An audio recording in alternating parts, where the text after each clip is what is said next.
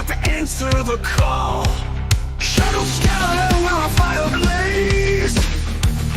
Victory losing our fierce of hate. We storm the gates, we break the line. The ground it shakes, the stars align. Opponents crumble in the fray. The tide is turned, we pave the way.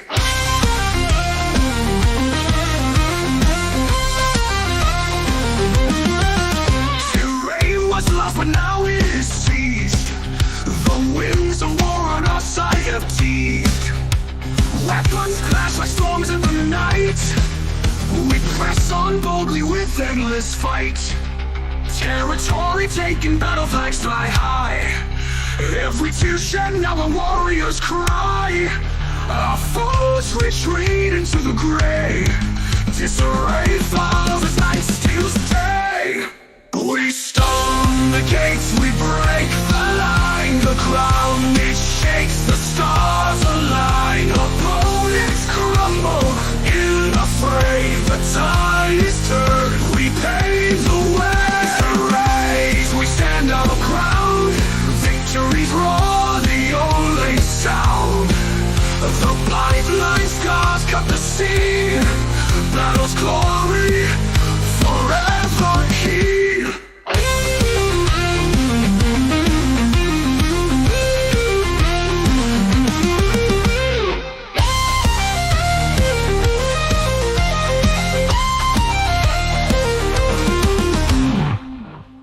It's Friday night and we're all in!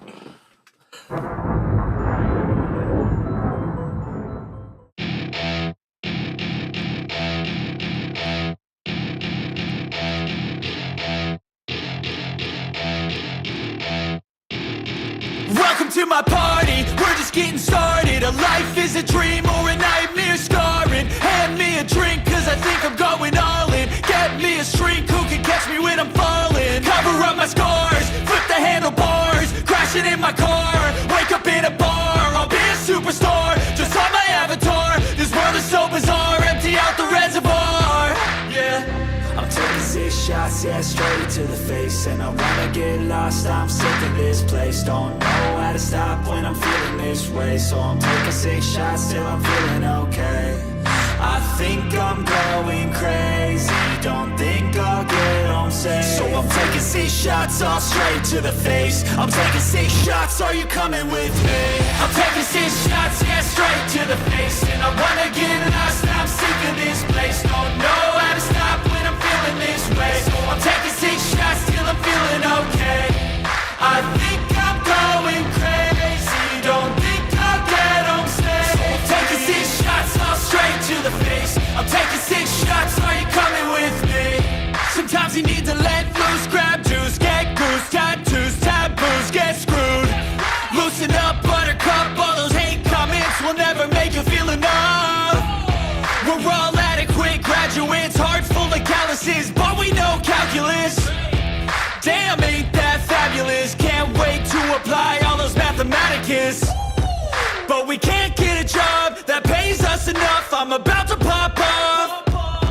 Fuck you, you're lost. We all know that we never really want a boss. So I'ma do what I want to, something I can't undo. Yeah, I'ma do what I want to, something I can't undo. I'm taking 6 shots, yeah, straight to the face. And I wanna get lost, I'm sick of this place. Don't know how to stop when I'm feeling this way. So I'm taking 6 shots till I'm feeling okay. I think I'm going crazy, don't think I'll get home safe. So I'm taking 6 shots, all straight to the face. I'm taking 6 shots, are you coming with me? I'm taking 6 shots, yeah, straight to the face. And I wanna get lost, I'm sick of this place. Don't know how to stop when I'm feeling this way. So I'm taking 6 shots till I'm feeling okay. I think I'm going crazy, don't think I'll get home safe. So I'm taking 6 shots, all straight to the face. I'm taking 6 shots, are you coming with me?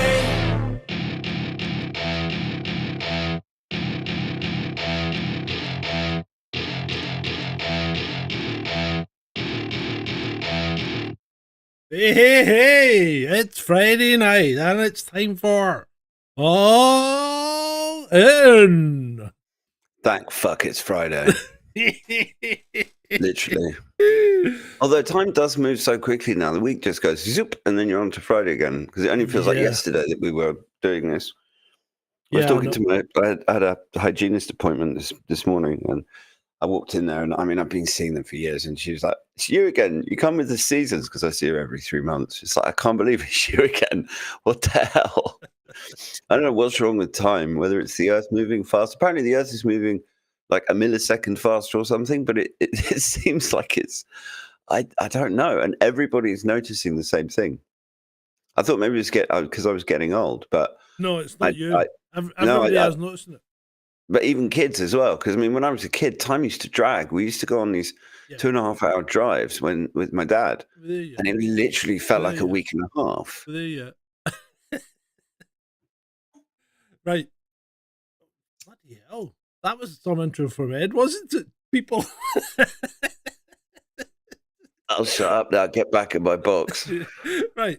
So, good evening to the troll room. Dread Eye, Julie, Paul Armstrong, Yorkshire Lad. Hey up, Yorkshire Lad. Espresso Mechanic TV. I wonder if we'll get anyone over on the vertical stream, because we stream on two sides now. We do it both ways, as they say. We've nobody chatting on the vertical stream. The less said about you, the better.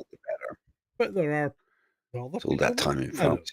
I don't know if there's people there or not, but I think we're streaming on the vertical stream. Yeah, we appear to be. Anyway, who cares? I'll keep an eye on the chat there as well, so we'll see how that goes. Right. So, Ed, what a week! What a weekend we have. Dread Eye. Oh, Dread Eye's on the vertical stream as well. Hi, Dread Eye. We're in. I mean, hello. It's Sophie. just mental. It's March. We've done a show. We've done an all in. Well, you've done. I mean, apart from last week when I couldn't make it, we've done two rabbit holes every week. Yeah, and every single week it seems to get more batshit crazy. It does. It does. You're right. It's. I don't know if it's building up to some sort of batshit crescendo or something. A crescendo. Although we need less bats, that's for sure. Especially Chinese bats. Right, Duncan down that route. Bloody hell, you're right.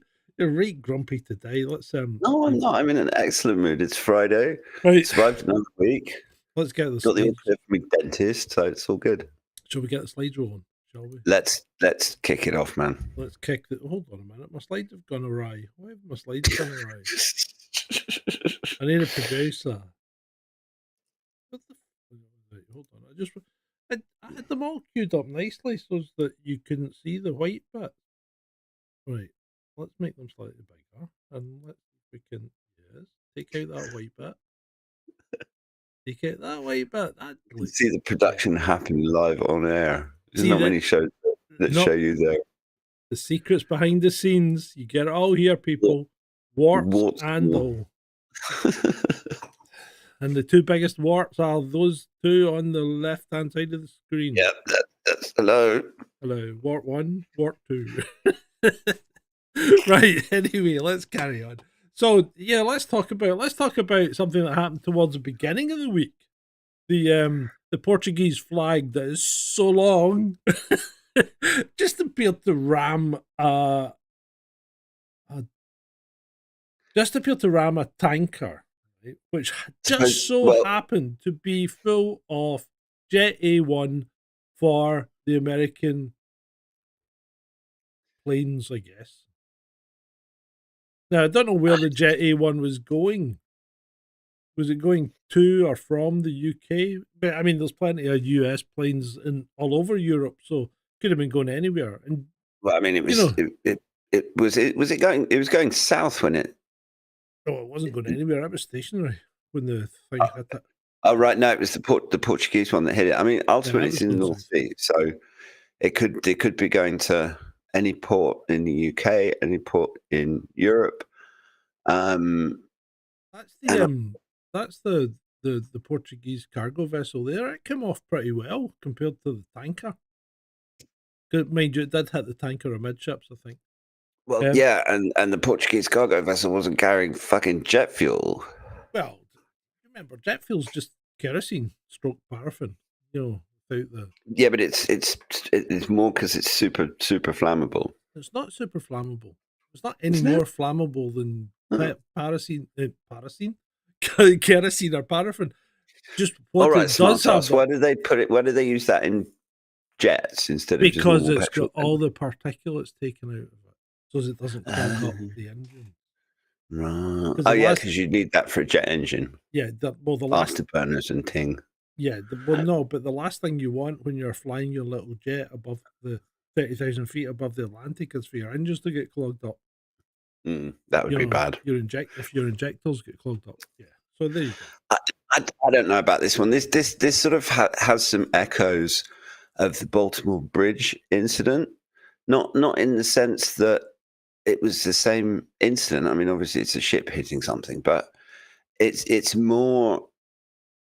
The main question is: was there something involved in this that meant that this wasn't a natural? This wasn't just an accident, or was it just an accident?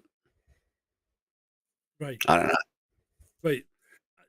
If we go back to the Baltimore Bridge one, I having spent my due diligence going through it all and digging around, I am pretty much 100% guaranteed in my own mind that the Baltimore Bridge thing was a pure accident. Right? If you're going to take out a bridge, there are much easier ways of doing it than trying to arrange for a cargo ship to lose power at exactly the right time for it then to turn, and then for the power to come on at exactly the right time for the captain to give it enough power for the screw to then cork the front end round just in time for it to hit. Yeah, it was like coincidence after coincidence after coincidence. So the Baltimore Bridge one was definitely an accident, right? And then nothing happened after it. America didn't economically dive down or anything. No more bridge. They tried to report them, but after every big incident like this, there's always a surfeit of reports of ships hitting ships, and there was a couple of smaller ones, but nothing big. So it wasn't the start of something. It wasn't coordinated. It was a pure and utter accident. This, however. So what about this one then? This ship just went straight into the other ship. It didn't deviate. It didn't slow down. It just plowed straight into it. So we have a couple of conclusions we can make. One, somebody was asleep at the wheel, right? And that's a possibility. Because these big cargo ships, they run with what? They run with a really low crew. They'll have like 12 people. And a lot of times, but having said that, in the North Sea, they should know better. I mean, the North Sea's full of oil rigs and other ships and ferries. The thing is, I mean, the North Sea they have special rules in place because it is one of the busiest waterways in the world. Yeah. They also have all sorts of backup systems. They have radar. They've got the equivalent of air traffic controllers that are monitoring the ships. I mean, yes, a person asleep at the helm is a possibility, but sure, I mean, ships have collision avoidance. Well, not avoidance, but they have collision alerts. So you would get a loud beeping if yeah. To me, this one's a bit weird. It's a bit, especially when you consider the actors in it, if you will, i.e., the ship full of U.S. cargo, military cargo, and Russian captain, and the and just the name of the ship. I mean, so long and goodbye. I mean, what the fuck? I'm quite happy to put the ship name down to coincidence, right? But yeah. I think this is one of David Lammy's ideas. Nectar just comes up with corset on auto. That, of course, that's possible as well. But it's just a weird one. It's a weird one. Now, the question is, who benefits from this? does Russia benefit? Is this Russia sending a signal back to the US that you want to cut pipelines and cables and things? We can do it too. How does Russia benefit from it? It just sends a signal. I don't. Suppose. I'm not necessarily saying is Russia benefiting. That light's annoying But me. the thing is that when we're in a. I told you it was going to be annoying. I told you. I don't know if it was annoying. We do apologise, audience. Is that annoying you, people? But I mean, the thing is that. Off. Right. God, you're as annoying as a fucking seagull sometimes. Give me a sardine. I mean, the thing about this story. Story is that it just given the kind of fine balance that the world is in at the moment, and we've got Trump making overtures to Putin and the Russians kind of standing their ground, it just doesn't benefit them. I mean, it's more likely to be some crazy ass Whitehall MOD MI6 nonsense plan. Oh, look, there's a Russian. It's just, I mean, it's a kind of idiocy. If there is some unseen hand behind all of this, then it's definitely got a Union Jack on it, because honestly, only the British government is stupid enough. You know what, Ed? On this occasion, I'm with you, mate. I think if anyone, as you said, if there's a hidden hand behind this one and it's not an accident, then I think it's definitely six that's involved here, because what you've got is a feeble attempt by the UK to maybe drag America back into supporting Ukraine. I mean, in my opinion, I don't know, maybe it was Ukrainian hackers that did it. They're stupid and desperate enough. Well, yeah, I don't know. Anyway, I don't. Let's move on, because otherwise we'll just end up talking about this bloody thing for all evening. Yeah. Plus, it's been like 5 days since that happened. That was in the news cycle for. Well, I mean, we're covering the week, right? So this is obviously Kursk, and I think that picture just speaks for itself. Well, right. What this is the pipeline. So this is the cover story, and if you joined later, you'll have missed a little the new music that started the show off with the pipeline tribute band. Anyway, so what we have here, and you saw the video, you saw the Russian soldiers in the pipeline, you saw them wheeling their kit about, you saw them having their dinner and everything. So they were having a grand old time. And yet what we have here is Ukraine footage that was classified yesterday. The pipe leading to Sudza is filled with bodies. The idea of the Russian command seemed successful, but turned into a disaster. 15 kilometers of travel without fresh air, saturated with methane. For many, this became a one-way trip. So the Ukraine, nonsense. Yeah, no. Ukraine's propaganda is that 800 Russian soldiers went into that pipeline, and less than 100 came out. Now, my question has to be, why then did you fucking run away like little girls? If you're Ukrainian, tell me, why did your men all just run away if there was less than 100 Russians come out the pipeline? I mean, the simple fact of the matter in this whole Russia-Ukraine thing is that the only advantage that the Ukrainians have got, and the only thing that they are any good at, is media manipulation and controlling the narrative. Yeah, literally, it's the only thing that they've got going for them. And all of this, it's all it's the same. It's the same as Zelensky trying to claim that there's only 40,000 Ukrainian casualties. I mean, it's just at this point, okay, maybe 2 years ago, 3 years ago, people were falling for their nonsense, but I just don't think it washes anymore. And as you said, they've lost Kursk. I mean, the amount of ground that they occupy. Ukrainians are surrounded. Trump is begging Putin to spare the Ukrainians that are trapped in Kursk. And I mean, Putin's had the whole thing before, so I very much doubt that. I think Russia's been quite fair. They've said if the Ukrainians that are stuck in Kursk put down their weapons and surrender, then they'll be treated as prisoners of war. If they Apart from the mercenaries, if they no, they didn't say that, and they also said that if they don't put down their weapons and continue fighting, then they will be eliminated. Simple as that. So I mean, yeah, but they've also said separately. Yeah, don't mention that. Don't mention that. Not on this. Okay. You got to remember where you are. Yeah, YouTube.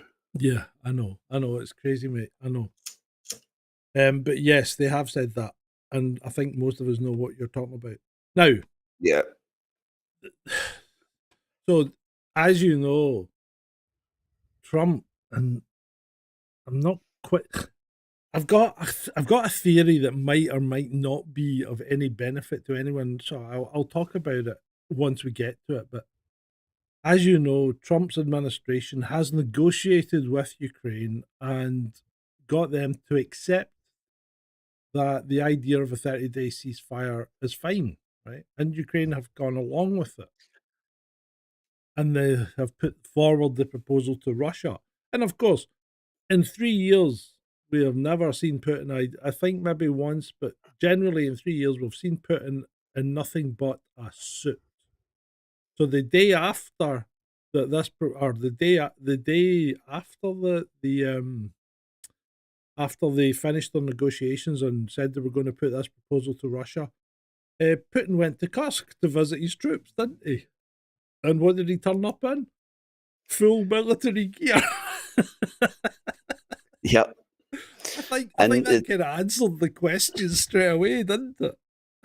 Yeah, it did. It's a very. I mean, the thing is that the Russians are very subtle, but also very meaningful. They don't put words in statements without every single word having some sort of meaning. And they don't do stuff like this. He's literally, Putin has been in a suit the entire special military operation, and he's been to he's met with troops, he's been here and there and everywhere, and he's always done it in a suit.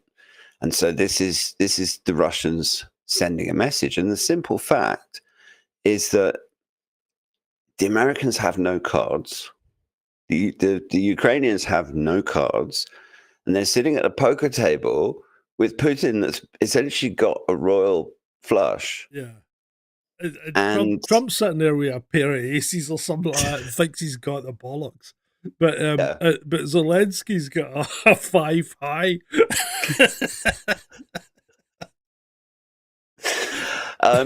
And I mean, ultimately, given if you look at the actual history rather than the nonsense that the media spews, and you have a real grasp of what's been going on there for the last 20 odd years, it's the Russians have been burned before. They're burned in Istanbul. They're burned in Minsk. Minsk 3, yeah. And they've made it very clear what their terms are. So, and the West seems to be laboring under this mistaken impression that the losing side in a war gets to dictate terms to the winning side in the war. Yeah, I know. I don't understand that one.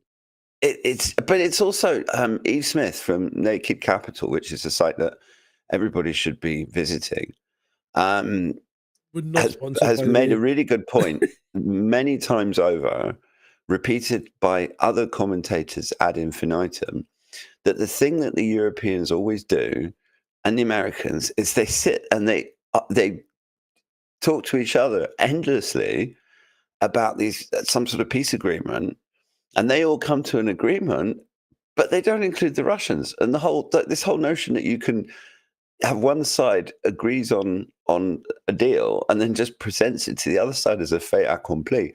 That might work if you're talking about a little country in Africa or Asia or Vanuatu or somewhere like that, but not when it comes to Russia. And yeah, I mean, I think it's good the world has that balance back. I think when the Soviet Union collapsed, this whole unipolar America, fuck yeah, kind of thing that we had was not good for the world. Team America, World Police, yeah. Absolutely. America. And there has to be a counterbalance. And now we have that counterbalance in the form of Russia and to a certain extent China. And we have Donald Trump and one of the few good things that Rubio said, because I'm not that impressed with Rubio, I have to say.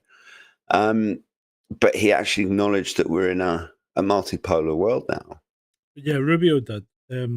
Right. So since then, Trump's imposed.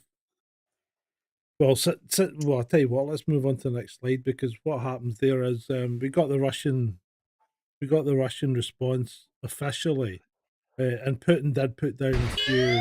New donation from Nick Tariffs.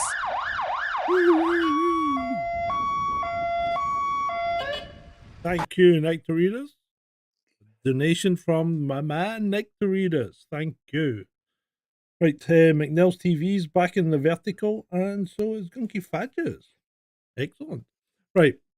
So the Mr. Putin put down some conditions on agreeing a 30-day ceasefire.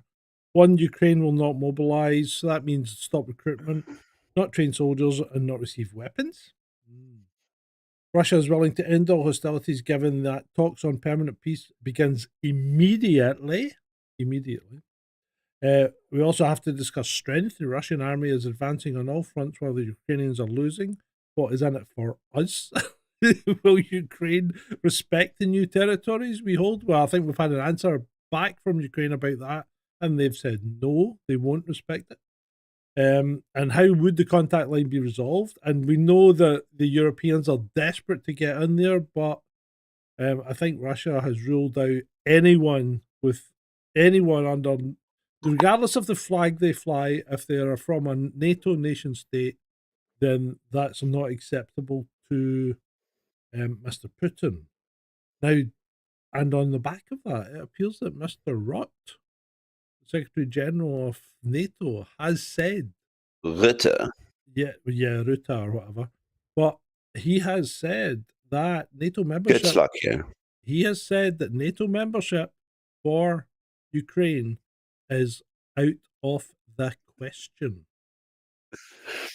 He has ruled it out.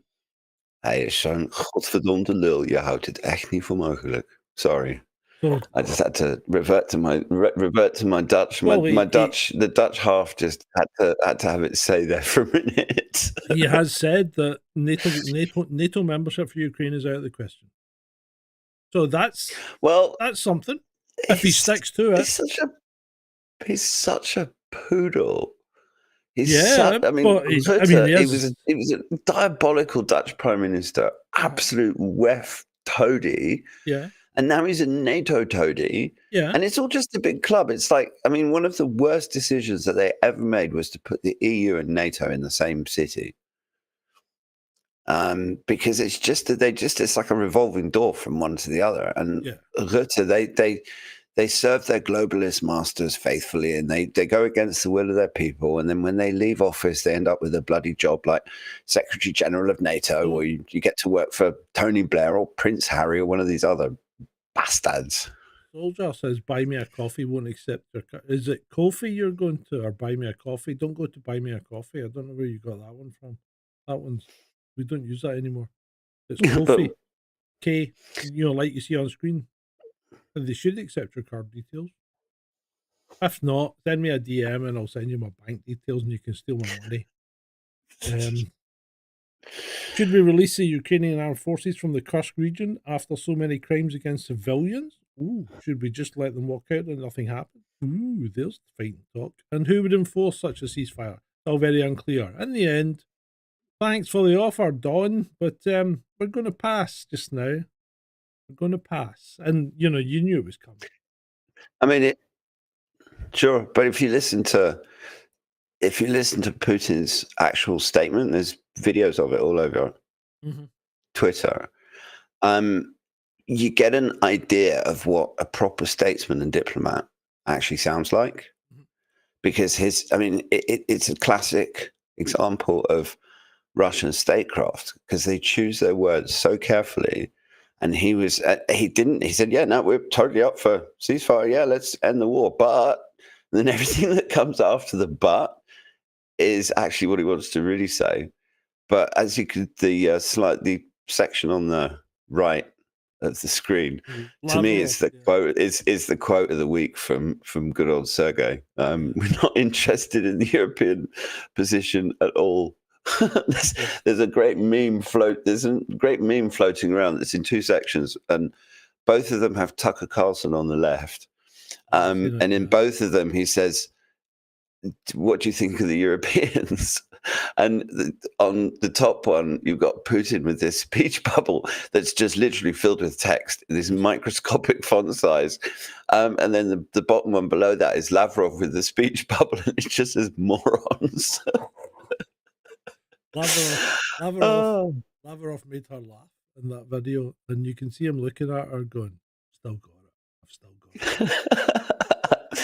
it." The thing about Lavrov is that he's underestimated massively by the West, but he's certainly the best living diplomat, but he's one of the best diplomats that the world has ever seen, frankly. Oh yeah. You can't fault the guy. He's got tons of experience, and he's funny and appropriate with it, and very gentlemanly about it. You know, the way he goes about it.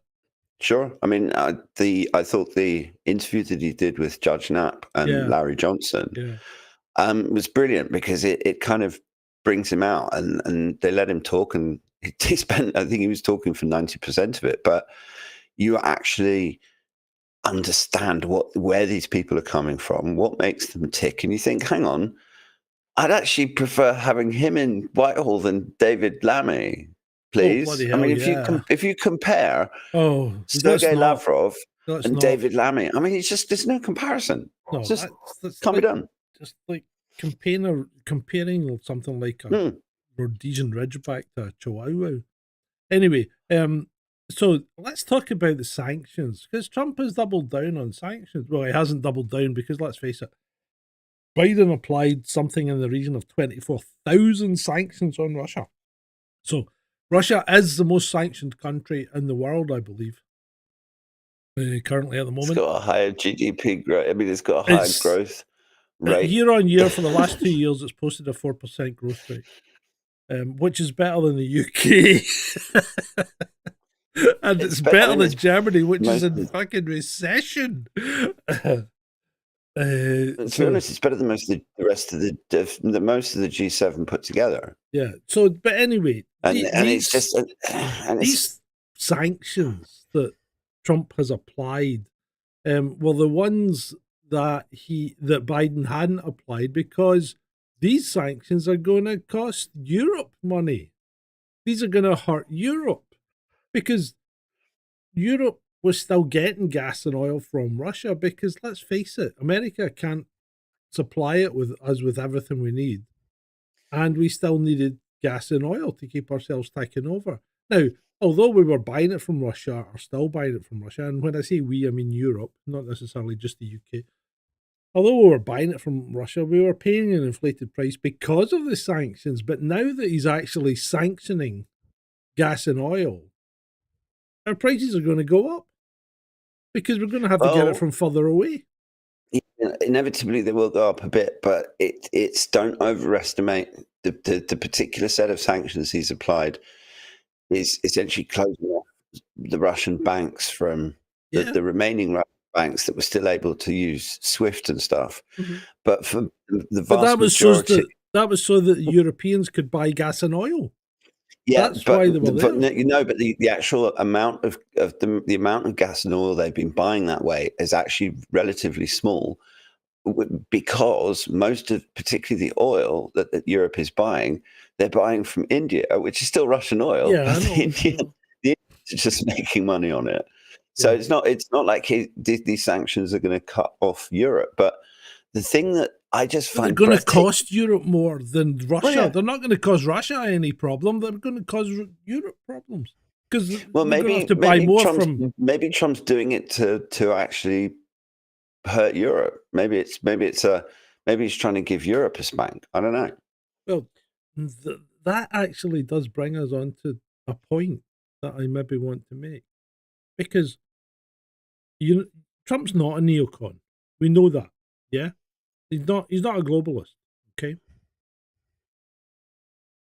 And what the actions he's doing in applying these sanctions and having these tariff wars, and maybe I'm giving him too much credit here, but is he actively encouraging countries to stand on their own 2 feet and not trade exclusively with other countries to get things that they need? So, because of all these tariff wars and the rising cost of goods from abroad, everybody's going to have to look inside first.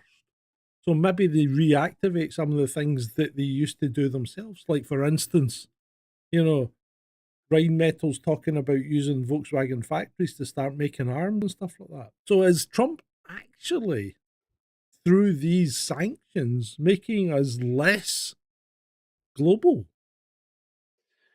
Well, the thing is that the tariffs existed before Trump started imposing them. I mean, the European Union, if you look at Canadian tariffs against certain American products, Yeah, they did. European Union tariffs, tariffs are just... Yeah, but Trump's doubled down on tariffs. Trump's put in tariffs against things like steel and aluminium and whiskey. And, Trump he's putting tariffs against everything, against wine and fucking champagne coming from Europe now. Well, he's looked back on history, and the period of history that the United States was the most prosperous, where they built up the economy that they then used to fight the Second World War, was a period where it was before income tax, because income tax in the US didn't come in until the Federal Reserve came into being.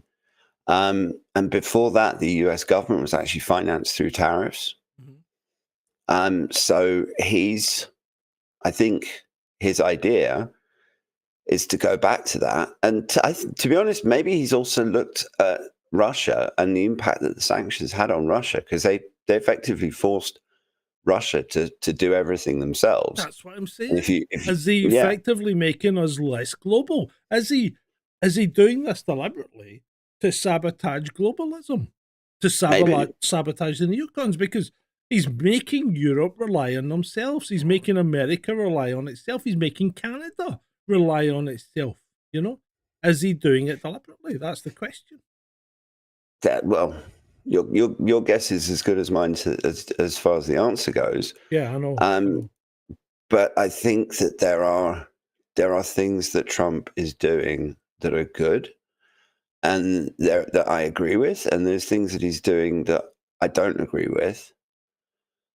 Yeah. But ultimately, if he's doing what he's doing in the interests of what he thinks is best for the United States, then he's doing a hell of a lot better than any bloody European leader, because there is not a single European leader that gives a time. Well, maybe Orban and Fico, but European leaders don't give a shit about their own people. I can't trust Orban. I just cannot trust him. Something about him.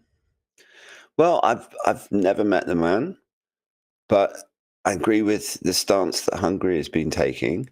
And also, Hungary's having to walk a tightrope because... I don't trust him, and I don't trust Erdogan either. Oh, definitely don't trust Erdogan. Yeah. Absolutely don't trust Erdogan. I like Fico, the Slovakian chap. I don't know. He just seems like just a down-to-earth guy trying to do the best for his country. And so it's... Yeah. Sorry. Yeah. Anyway, let's move on. Well, I was just going to say, did you see when Putin made his statement about gracefully turning down the offer of the ceasefire? Did you see who was sitting beside him when he said, "No, we will not have a repeat of Minsk 3"? Oh, our man Lukashenko. Yeah, from Belarus, which is... I love that where guy. Minsk is. He's the thing with Lukashenko. I said this on Twitter earlier, that he won me over during the Rona when he said that the best cure for it was vodka and saunas. And guess what? He was right. Well, and Belarus, I mean, well, the thing with Belarus is that Belarus. They're White Russians. I don't quite know why they're the White Russians, but there's some historical thing. Right but to they've read us always, all know. I mean, they've always had a very close relationship with Russia. And Lukashenko, he just strikes me as someone that speaks his mind, and he's got principles, and he's trying to do the best for his country. This to me is, it's my new, and it's the yardstick of whether a leader of a country is a good one or a bad one. And it doesn't necessarily matter whether they're a good or bad person, or whether they're honest or whatever. Are they doing what they feel is best for the country, or are they doing what they feel is best for themselves? Oh, that's interesting. You'd think you even knew what the next slide was going to be, wouldn't you? Anyway. So how's this one going? We will exchange the Kursk region for Ukrainian territories when it comes to that. They don't have a Kursk region anymore. The Green Goblin is literally... That statement was only made on the 23rd of February. That's less than a month ago. That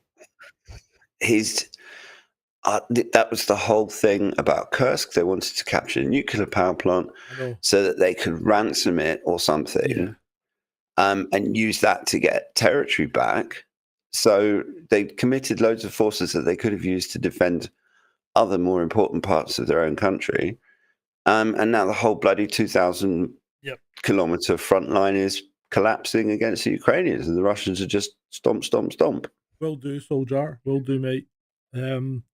Zelensky has quite quietly promised the British control over Odessa's 8 ports, where British special services have arrived, planning to establish a naval base there. Another provocative action signalling that NATO has no interest in a peaceful resolution to the war in Ukraine. I don't know how accurate or true that one is, because I can't see NATO... Well, I can't see Russia agreeing to that. No way. And did you see what happened in the Odessa today? With the recruiter being terminated with extreme prejudice. Did you actually see the video? That was cold. It's a dead NAZI, and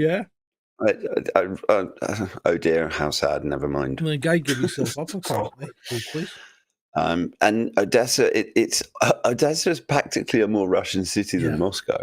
I mean, it holds the same sort of place in the hearts of Russians as St. Petersburg and Moscow and I mean, it's just one of those places that I don't. And the thing about the British government is they've been wanting a presence on the Black Sea for 200 years because they're obsessed with the Russians. And this Russophobic obsession that our ruling class has got is going to be our downfall.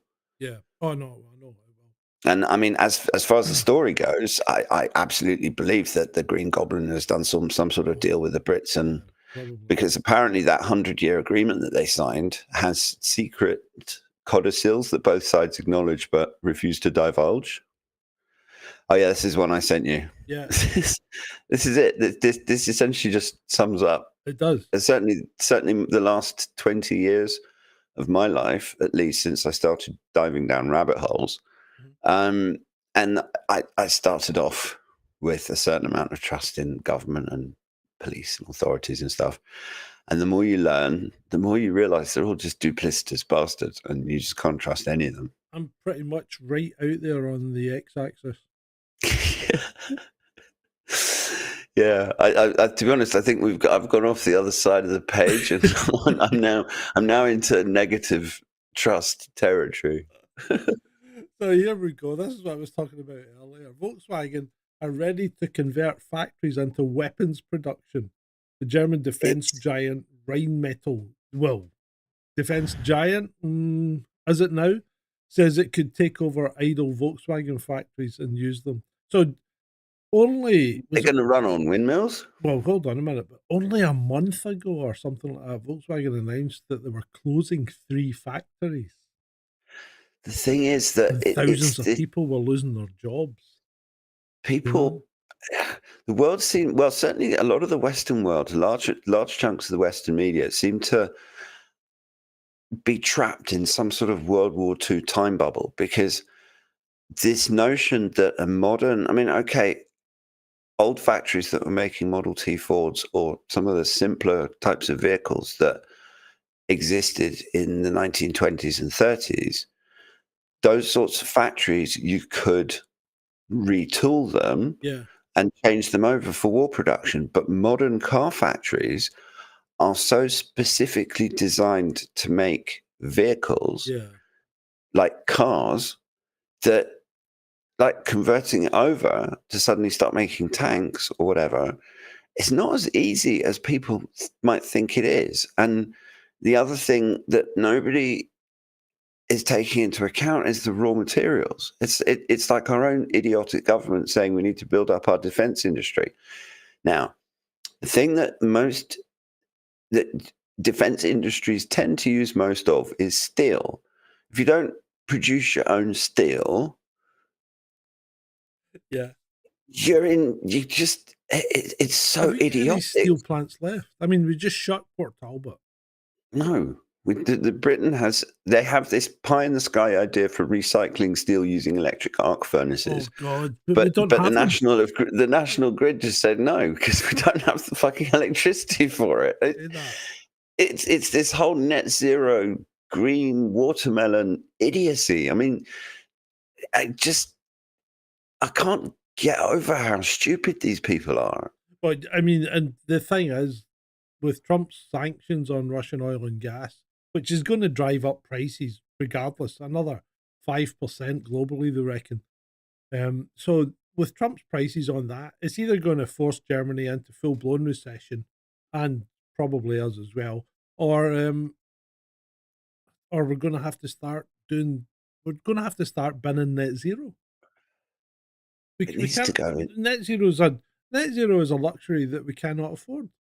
Well, it's not even a luxury. It's not a necessity. We don't need net zero. I know that. You know that. But, the normies think that we're burning up, Well, that's because of the media, again. I mean, of all of the different bad actors we've got in the world, the ones that my extra poisonous venom is reserved for is the media.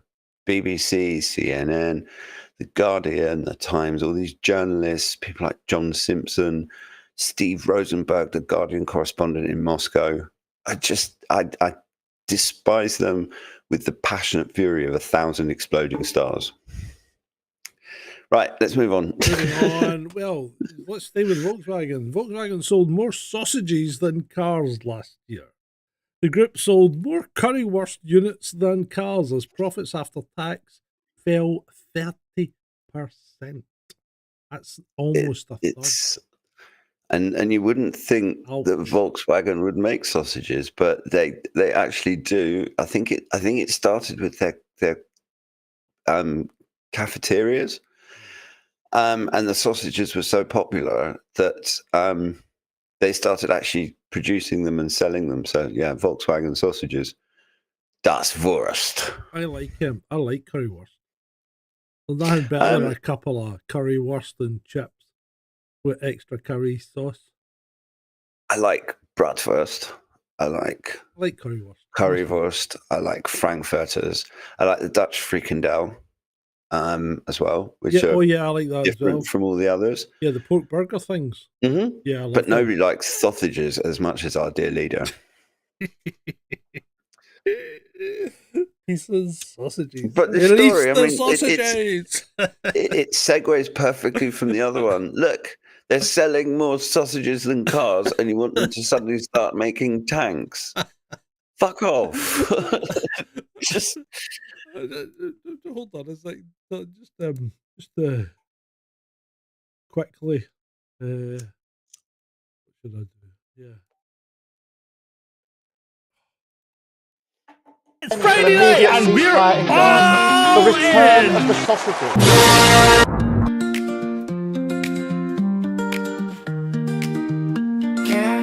Stands tall in the hall of debate.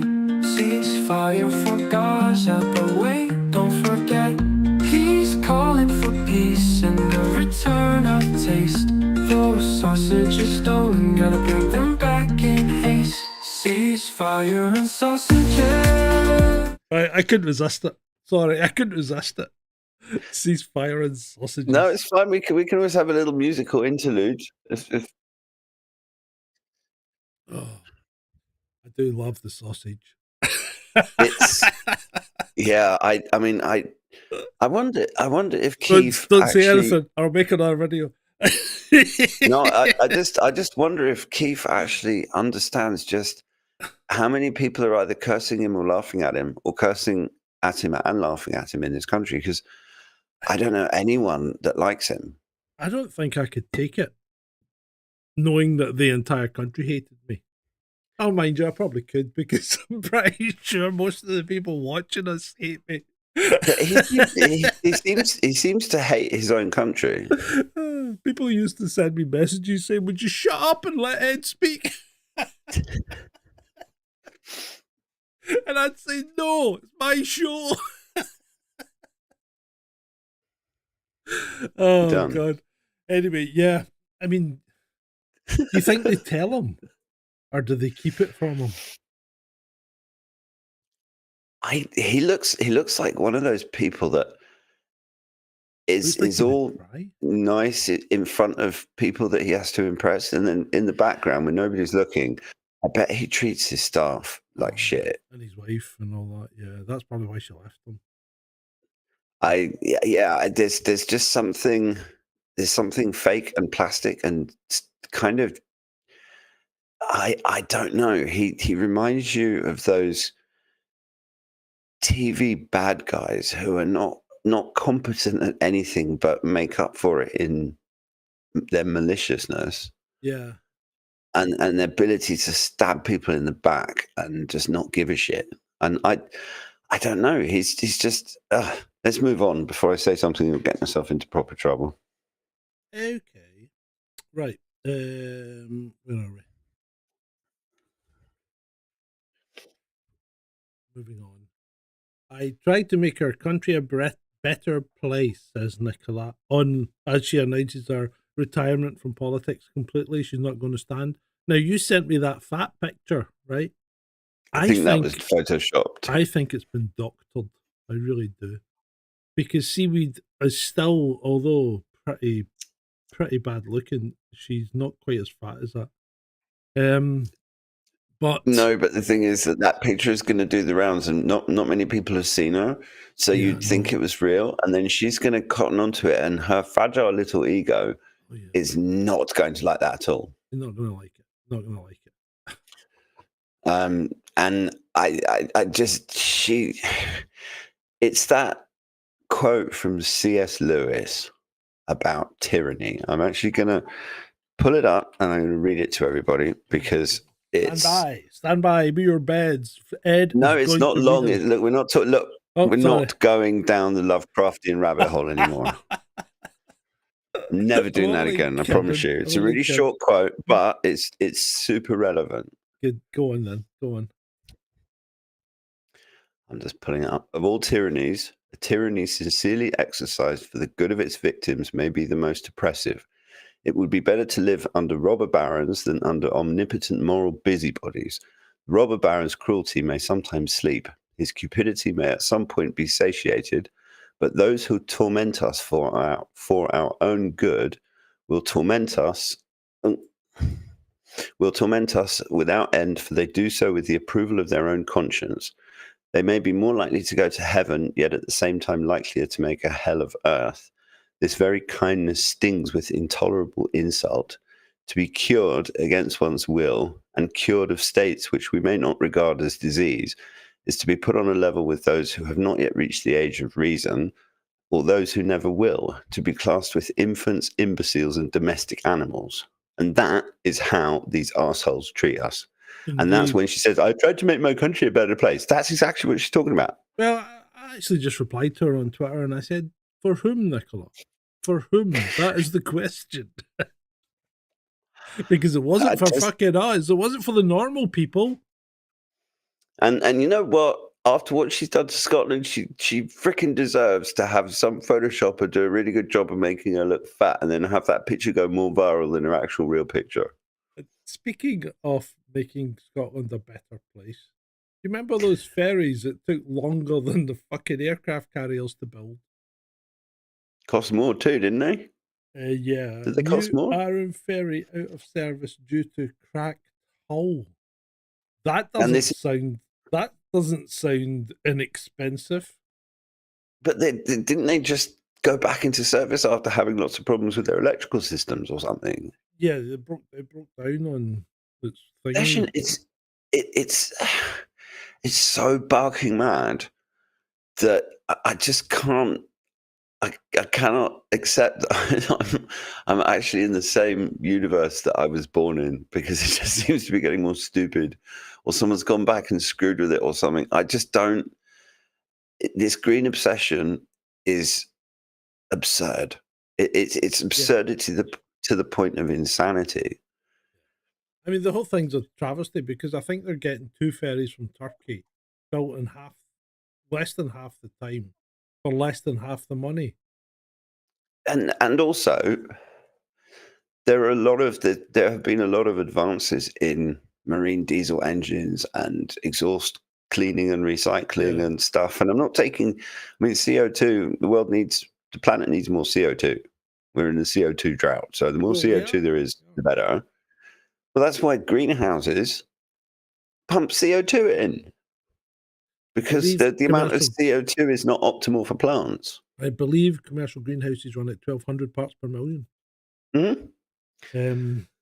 Absolutely. So and nobody dies.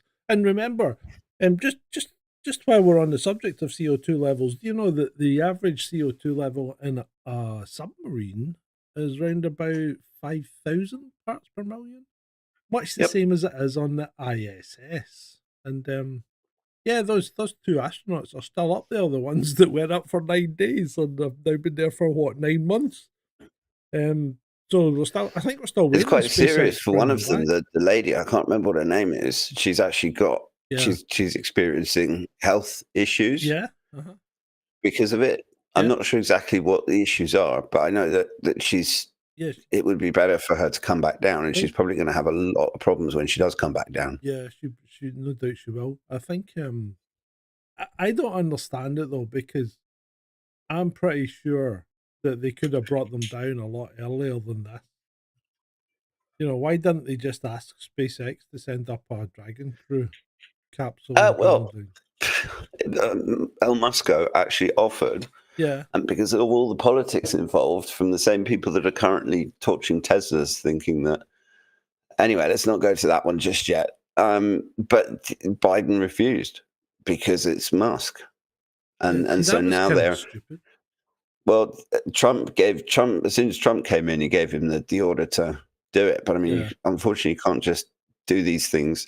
And they have the Dragon capsule, so SpaceX is capable of doing it. But to actually do something unplanned when it comes to space travel, which it also kind of reinforces Musk's thing about reusable rockets, and that whole particular journey. But ultimately, it's just politics. This is the thing about politicians. They are so quick. It's more important for them to play politics than it is to think about people's lives. They don't give a shit about the astronauts. So somebody mentioned on Twitter that these people have been up there for 9 months and they were only meant to be there for 9 days. How are there enough supplies for them to eat? And I'm thinking,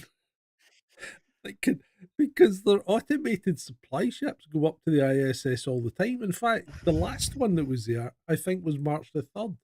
And that was, guess who sent that one up? Guess who? Elon? No, no. Oh, Bezos. Russia. A progress supply module delivered to the ISS on March the 3rd. And that, you know what, to me, that actually speaks volumes about the Russian character and about the stupidity of the West. Because if it was the other way around, there have been Russian passengers stranded in European airports because of the weather and not given any help or food or water or anything else. There's Russian ships needing water that refused entry to European ports. And if that had been the other way around, if it had been a Russian space station that was in trouble, and the Europeans were the only ones that could help, they wouldn't have done it. Whereas the Russians would still do it. And that reminds me, there was a security alert in Mogadishu the other day that the American embassy put out saying that American personnel and civilians should avoid the airport and bars and restaurants and things and not travel, because there was a high chance of terrorist activity. And the government, the Mogadishu. Yeah, Mogadishu. Yeah, Somali. One would think that. No, one would think that was it's calmed down standard warning for Mogadishu. It's calmed down a bit, but the Somalian government refuted the embassy's warning, and then something like 3 days later, there was a terrorist shooting in a hotel. So yeah, I think the Americans got that one right. But yeah, so apparently there were. Apparently, Turkey stopped flying in and out of Mogadishu, so there were quite a few Turkish tourists and things stuck there. I don't know why you would go to Mogadishu. Would you go there? Would you want to go to Mogadishu as a tourist? I have to say that Mogadishu has never been on my bucket list. No, ever. I mean, I saw it in the movie Black Hawk Down. And I thought, I don't think I want to visit there. I mean, hot sweat. There's American influencer Sam Jones sparks outrage in Australia after stealing a terrified baby wombat from its mother. The influencer smiled as she grabbed the wombat while her friend laughed at the mother's reaction. Ha ha, look at the mother, it's chasing after her. It was pretty stupid, right? And, I'm no great sentimentalist. Call me a cynic if you will, but I think it was pretty horrible to do, and not something that the Australian authorities are going to take lightly, because they come down really hard. I mean, remember did they not fine or jail Gino, or threaten to jail Gino for killing and eating a rat? Remember?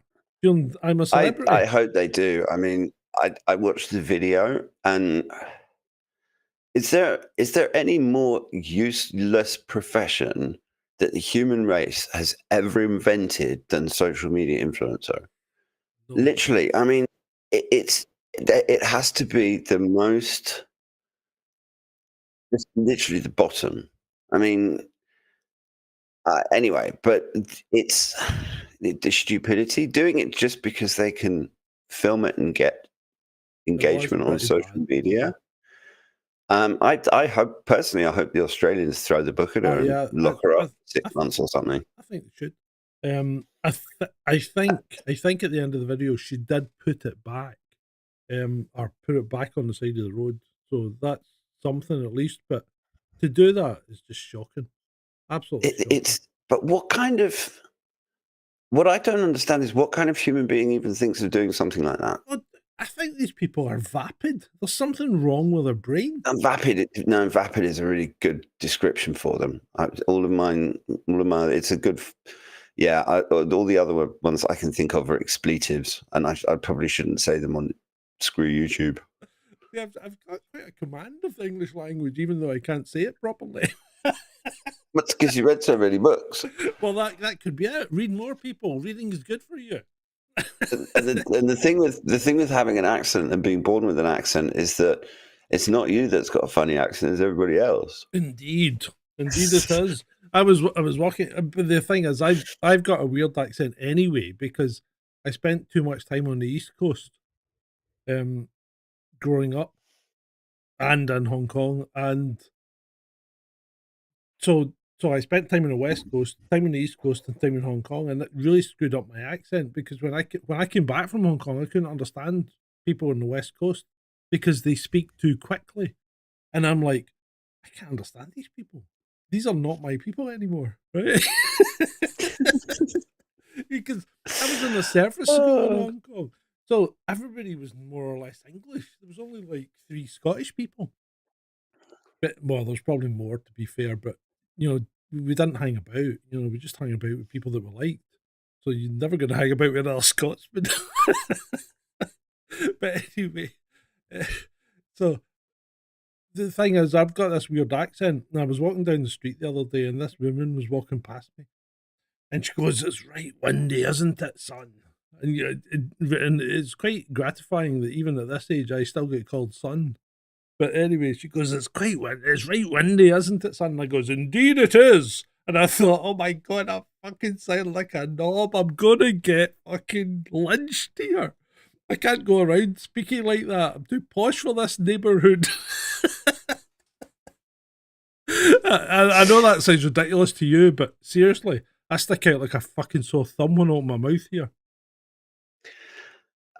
You're talking to someone that grew up in Africa speaking English with an Africanized English accent, moved to Holland, went to an international school and picked up an Americanized international school accent, and then has spent 30 years in Brighton. So yeah, don't talk to me about screwed up accents. Anyway, let's move on. Yes, indeed. Let's move on. Jeez, I'm doing it again. My son speaks with an American accent. Yeah, I mean, TV. Well, TV, I mean, computer games. He is actually autistic. Poland arrests Ukrainian woman convicted of organ trafficking. The woman is wanted by Interpol for participation in a criminal group that sold dozens of kidneys. 56, I think, was the number. 56 kidneys. And yeah, so the whole accusations on social media of people like me who were saying that Ukraine was a massive hub for organ trafficking and all other sorts of disgusting things. Yep. Yeah, it's nice to be vindicated. Yes, yes. Ukraine, I'm sorry, but Ukraine was and probably still is a bit of a shithole, because it keeps getting castigated by both the UN, the USA, and the EU on its terrible record. Cesspit. I mean, it's an absolute cesspit. Child sexual exploitation, human trafficking, organ trafficking. They had freaking bio. I mean, why do you think the CIA put biolabs in there? Because the Ukrainians just didn't give a shit. You pay enough money to the right people, and you can do whatever the hell you want in Ukraine. It's not. I'm not. I never have been comfortable with my government, both my governments, because I'm half English and half Dutch, and the support that both of them have given unconditionally to this terrorist, violent, nasty narco state is disgusting. And it's probably, I don't know, maybe half of the money that we've given has probably been laundered back to the bloody politicians giving it to them. Yep. Right. We're in your old stomping ground, South Africa. Well, you weren't in South Africa. I know you were in Zimbabwe, but the only store not looted in the South African mall is a bookstore. It says enough. And I mean, the guy gave a tour. It was a video. That was a clothes shop. As you can see, it's been completely wrecked. The bookstore is pristine. It hasn't been touched. Bargain books. It is completely pristine and not touched. Every pane of glass is fine. Everything inside it is untouched.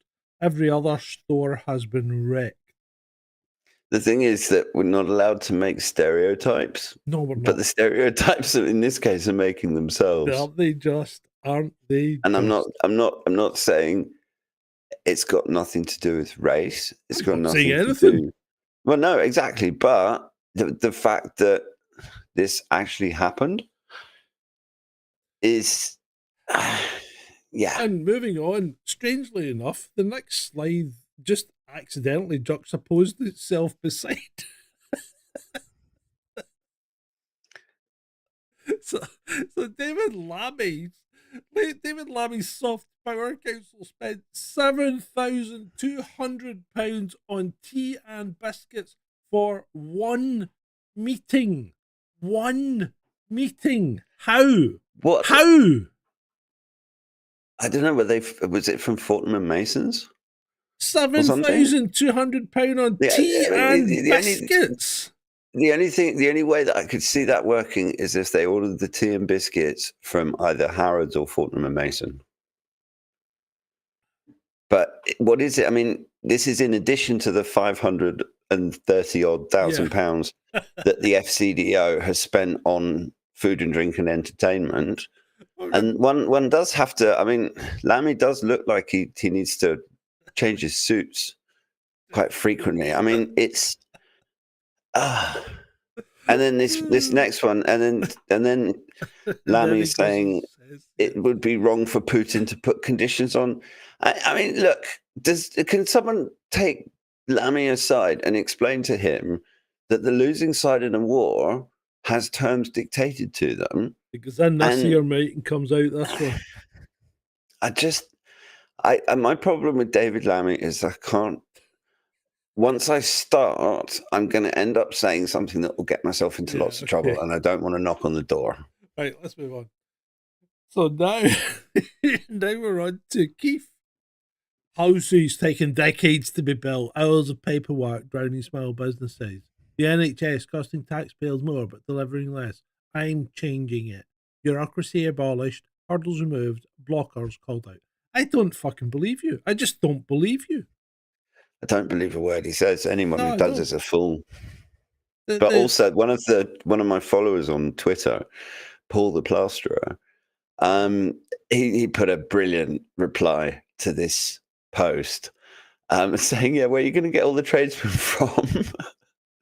Because the simple fact, it's like their stupid plans for installing heat pumps. I asked last time I had my my boiler serviced. I was just talking to my gas boiler person and I was like, so what do you think about this, what the government is saying about we all have to get rid of our gas boilers and put heat pumps in? And he just laughed at me. He said there aren't enough engineers, both gas engineers and electric engineers, that can do it. He said to try and actually replace, he said it'd probably take 200 years. Yeah, it was dead in the water, it really is. Right, so the government has all these pie in the sky ideas, but they're not. They can't even fix the bloody roads.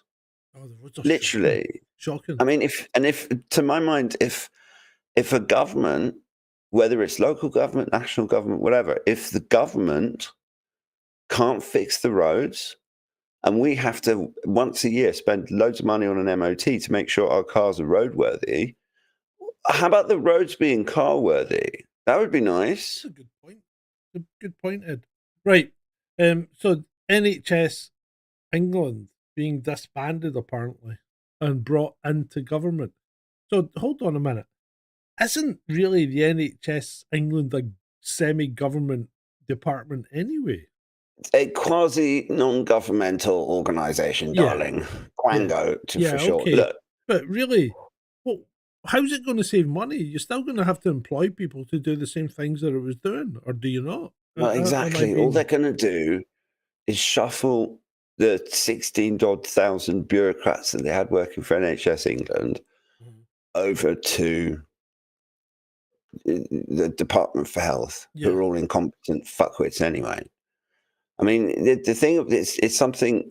My ex was in and out of hospital.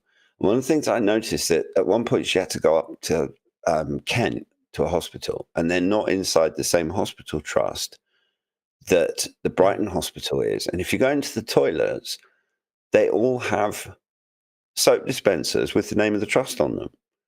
And the Brighton ones have the Brighton name, and the Kent ones have the... So instead of using economies of scale that you have with the NHS and buying soap dispensers, this is just a really small example, but it's indicative of the greater systemic problem, that instead of having one supplier of one type of fucking soap dispenser that goes onto every single hospital toilet in the country, they're spending far more money than they need to by having this whole trust system. It's indicative of how badly organized the whole thing. And all that is going to happen with this latest change, it'll be more privatization through the back door. Yeah.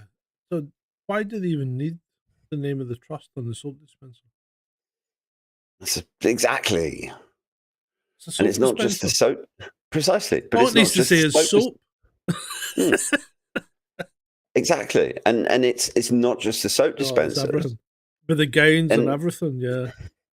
it's they've the government's never, ever since the NHS was created, the Tory party voted against creation of the NHS in 1946, 48. Can't remember the exact year. Anyway, but successive governments, they never really wanted it.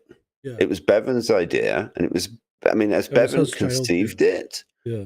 it was a bloody brilliant idea. But the doctors hated the idea. Yeah, because they would lose money. Large sections, yeah, exactly. Large sections of the government have always hated the idea, and it's been successive, just like progressively whittled away, and the whole system has been screwed up because that's why they brought out national insurance in the first place. Yeah. And Right, it's all I know is that anything Keir touches turns to shit. He's like the anti-Prince Midas. We need to speed up. We're on slide 17.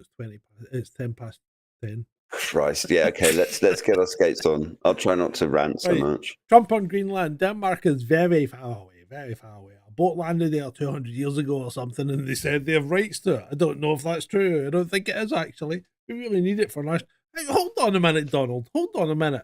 Just wind in your neck there. Why do you need Denmark for national security? Not Denmark. Why do you need Greenland for national security reasons? Who the fuck is attacking you? Right? I mean, who's attacking you? I can explain that with one word. You don't. Yeah. No, 2 words. Sorry. The Arctic.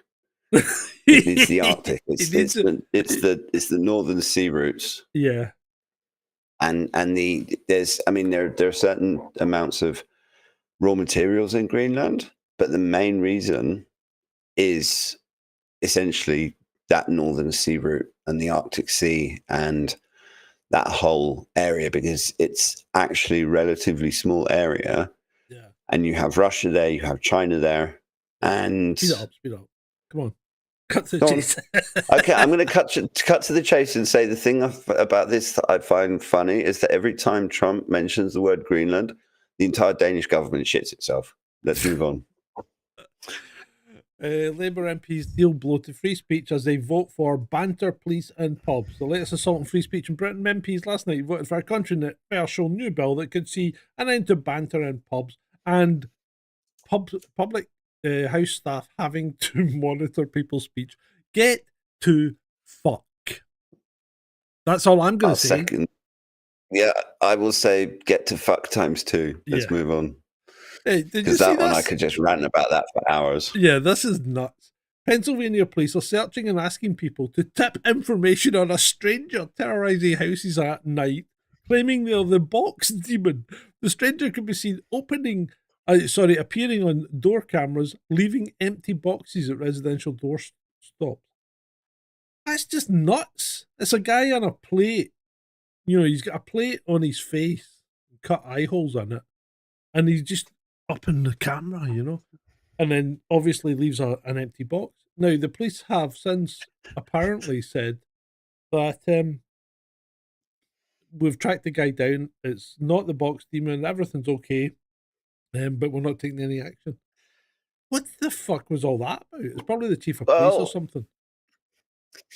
That's just a weird one, isn't it?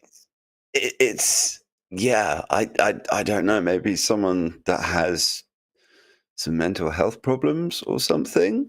Yeah. I'm glad the police have not they've not arrested some crazy guy that's just like I don't know. The thing is that this is the problem with the social media age. Without spending too much time on this one, it's making people do more and more crazy shit just to get seen on social media.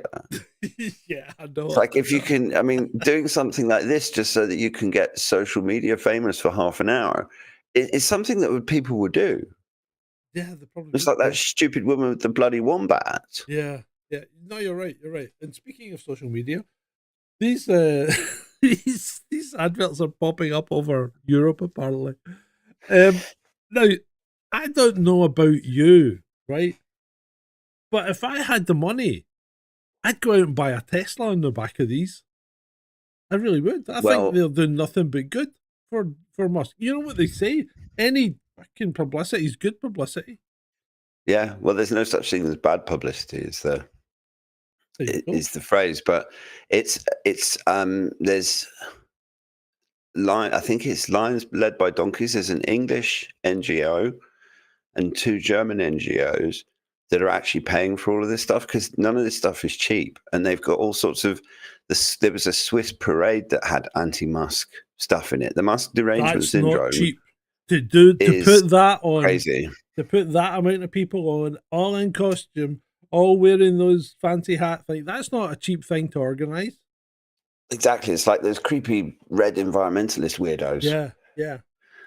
And this is, it's probably certain rich billionaires whose names we're not going to mention. What, like Soros? Who we're not allowed to mention them. Well, I don't know. I was just trying to be careful. No, don't be careful about people like that. They're scum. Well, Soros, Swift. Who else? Yeah. So, but as you said, and there's the really stupid one. There's a guy that bought a Tesla just to smash it up. Oh, no, I saw that. And it's like, but it's the same thing as J.K. Rowling gave a brilliant comment to someone that bought her books and burned them, and she's like, "Well, I still got the royalties, so still got the royalties. Buy more. So you still had to pay for the Tesla, yeah. Well, exactly. But this is, in a way, I don't know. Maybe this has been somehow deliberately done by Musk for A, publicity, and B, just to see the degeneration of all of these environmental loons that love their electric vehicles and want us all to buy electric vehicles, and they're smashing up electric vehicles and defacing them and vandalizing electric charging points just because it's Musk. How much do you think that cost? All those, see, these headdresses aren't going to be cheap, mate. What are they made out of? Switzerland's a bloody expensive country too. Yeah, I know, and they're all wearing gowns and stuff.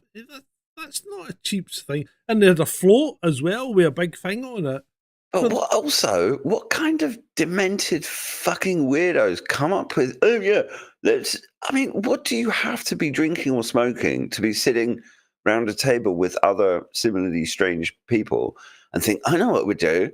We'll have a big parade of people with middle fingers on their heads. You know what? Who the fuck comes up with that? I think it's something like Eyes Wide Shut. You're sitting there with your $200 glass of whiskey or whatever and a cigar, thinking up stupid things like this. I think you're talking the ultimate in elitism here. It's like some sort of humiliation ritual or some bullshit. Anyway, let's move on because we're going down rabbit holes. UK economy unexpectedly contracted 0.1% in January. What was fucking unexpected about it? Was it unexpected by you, Ed? Unexpected is the new safe and effective. Oh, right, okay. Moving on. It's just, it's just because if you actually do a search through the news for unexpected, you will see that there's lots of they're idiots. They're not expecting anything. We pay them loads of money. It's just like, I'm sorry, it's everyone is expecting it. Yeah, it's just media bullshit. This is why people need to come here once a week on a Friday and get the news from us. And just don't worry about watching all the other bullshit, apart from other podcasts. Good questions here. Why is West Yorkshire Police giving out food, right, to Muslims who are, well, they won't be breaking their fast because it's still pretty light, judging by the sky. But why are they giving out food to Muslims? I don't understand that. Because are they going to be handing out hot cross buns? Well, exactly. That's the point. You know. What's going on here? Why are you giving food to people that normally eat? Well, because the Prime Minister, I seem to recall him saying recently that the UK's biggest problem is Islamophobia and Putin. No, it's not. And it's neither of those two. The UK's biggest problem is Keir Starmer. Yes. That's the UK's biggest problem. Yeah. Yeah. So that's one thing. Then this other one, the one next to this is really weird. So there's a sign there that reads "Filming in Progress," while a gang of men wearing Union Jacks and holding baseball bats are standing calmly outside the gate, with big cameras being set up. Right, that's a mosque. So somebody's making some kind of video or propaganda video or staging some kind of news event that's going to be shown at a later date, because I mean, is it a documentary? Are they reenacting the riots of last summer? I don't know, but it's a weird one, isn't it? It's just a weird one. I hadn't seen that one, and it's the thing is that given the duplicitous, malign, awful people that run the country and exist in the media, and the politicized nature of policing and the judiciary, and all of these groups like Common Purpose and the Fabians that are kind of in the shadows, that seem to be organizing focal points for a lot of this malevolent nonsense that we have to put up with. It does. If you'd said there was people like 5-10 years ago that I was seeing that were kind of talking about how the country was being slowly destroyed and overrun and everything else, and I would have just thought, no, that's just bullshit, man. But the more I see, and it seems to have accelerated with the incoming last bunch of dickheads in Westminster. And it does seem like there is some sort of active plan to massively undermine and effectively destroy the fabric of our whole society. And it's not just us, it's Europe as well. And it's very... Sorry. No, go on. I think we'll keep a watching brief on this one and see if it pops up again, you know, because it's just a weird one. I think we need to we'll put that in the book and save that screenshot, because there's a few really distinctive aspects of that screenshot that if we ever see it from the other side, we'll know it straight away. It's actually a video, so I'll download the video. Right. Okay. Moving on. So I covered this on one of my daily briefings earlier on this week. Passengers were pooping in the aisles. I don't know if they actually were or not, but on their flight from Chicago, Illinois to Calcutta on March the 5th was forced to return to Chicago as 11 out of 12 on board latrines were clogged. So this was the Air India flight, right, that had to turn back because the toilets were blocked on a 777. I mean, that's a that's a big aircraft, right? And it didn't even get halfway to India before they managed to block the toilets. So the motto is, and they called it, you know, the headline in, I think, the New York Post was "Curry in a Hurry." But the thing is, I think the motto is, don't fly to Air India, don't fly with Air India to India, because, you know, they're bringing open defecation onto their planes now. That story is just so nasty. I want to move on. I think we should. It's disturbing my sense of equilibrium. Here's one for you then. Sky News Australia. Climate activist. I saw this one. Tech billionaire Cannon Brooks said he felt deep internal conflict over his recent decision to purchase a private jet. I bet he bought the fucking thing anyway. Oh, he bought it. Of course he did. Because he's such an important person that he has to get around on his own, you know, and not be trifled with the minions. So I bought a private jet to further my anti-climate or my pro-climate message or whatever it is. Yeah, climate activist. I think the less of this sort of person that we have in the world, and I'm not advocating that people go out and they're doing horrible things to people. Yeah. But this person who I never actually heard of until I saw the story. Why do they just represent it? That's everything that's wrong with the world. Why do they always stand like that and look unkempt? You know, they always stand with their head tilted to one side. Well, because they don't want to flash off the fact that they're tech billionaires, and they probably make more money in an hour than most people make in their whole lives. And you don't see them. It's like, oh, I'm going to support climate justice and end up investing in windmills, and I'm going to get big subsidies for those windmills. So I'm going to actually be a philanthro-capitalist and end up making more bloody money because I'm siphoning it off taxpayers around the world. Honestly, change the slider. I'm just going to start ranting. Here's your favorite. Lou Elizondo, circa 2010, right? When he was supposed to be running the UFO desk, remember, right? Kent Island residents Lou Elizondo and John Robert have formed Never Ship Empty Incorporated, which has patented a new and more efficient way of moving containerized cargo by ship. But he's supposed to be working in the Pentagon, fucking running the UFO desk, the UAP desk. He's a lying bastard. That's what he is. I thought we'd already established that. Well, I had, but that's just that is just the icing on the cake. You really have a bug up your ass about this guy, don't you? I don't like these people. I don't like these people. No, but I don't. I mean, I don't particularly like him either. But you really have a bug up your ass about him. I don't like people that rip the piss out of people that are being gullible enough to believe in UFOs with no evidence. And these guys are fucking. I mean, have you seen the latest thing? This guy Gary Nolan.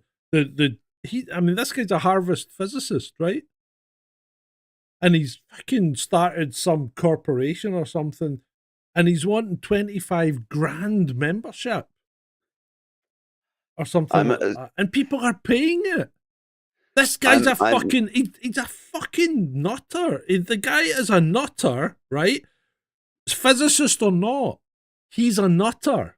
And he's ripping people off left, right, and centre. This is just nuts.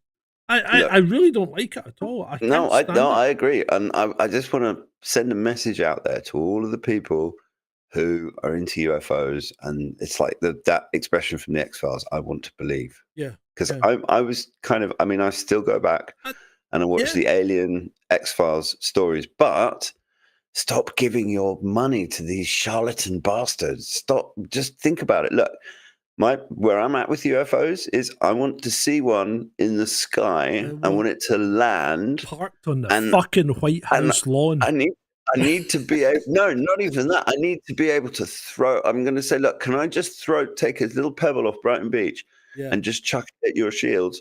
Because I want to make sure it's not a hologram. Yeah.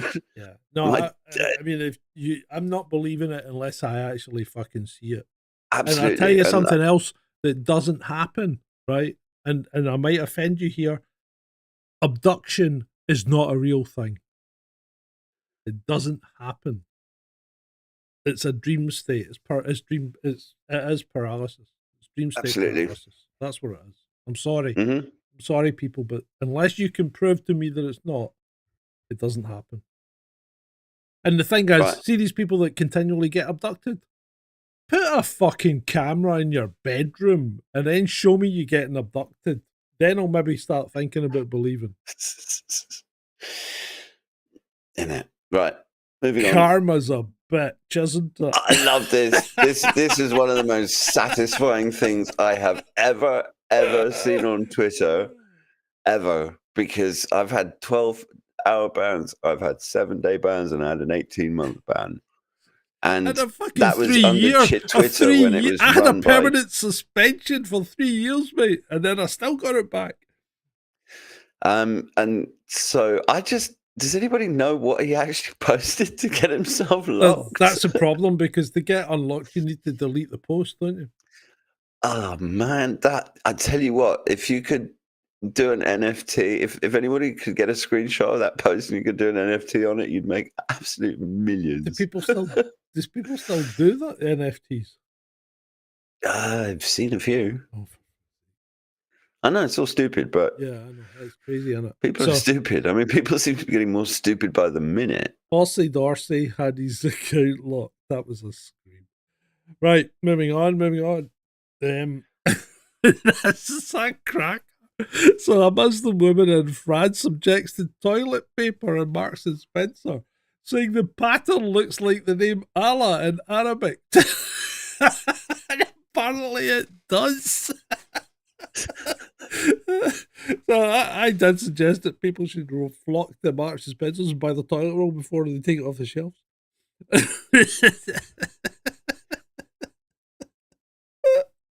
You know what?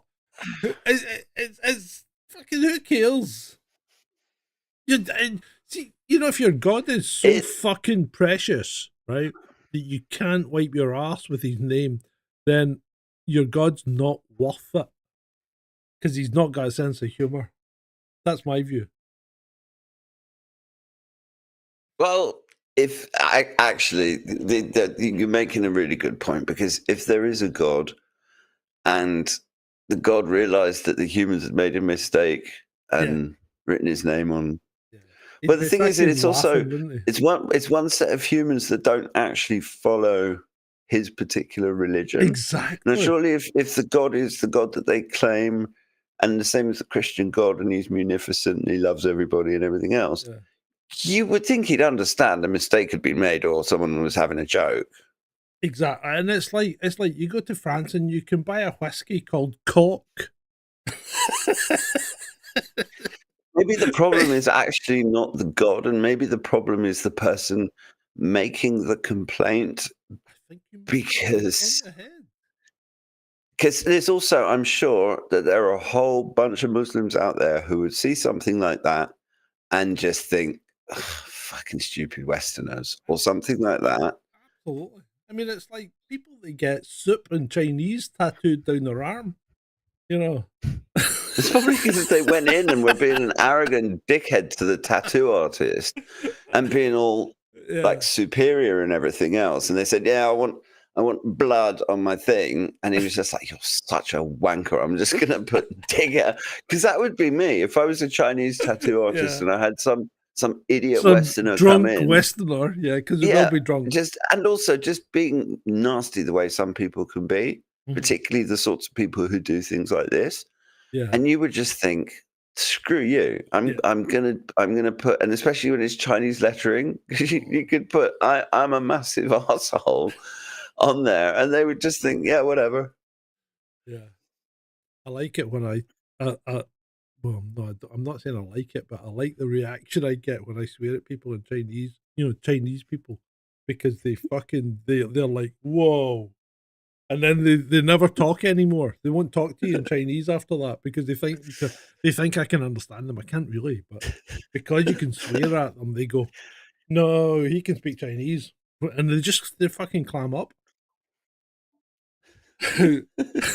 Sylvester Stallone. But does that mean that they're having a running commentary about us when? Oh fuck yeah! They think we don't understand. Yeah, of course they are. Of course they are. It's same with the other mob as well.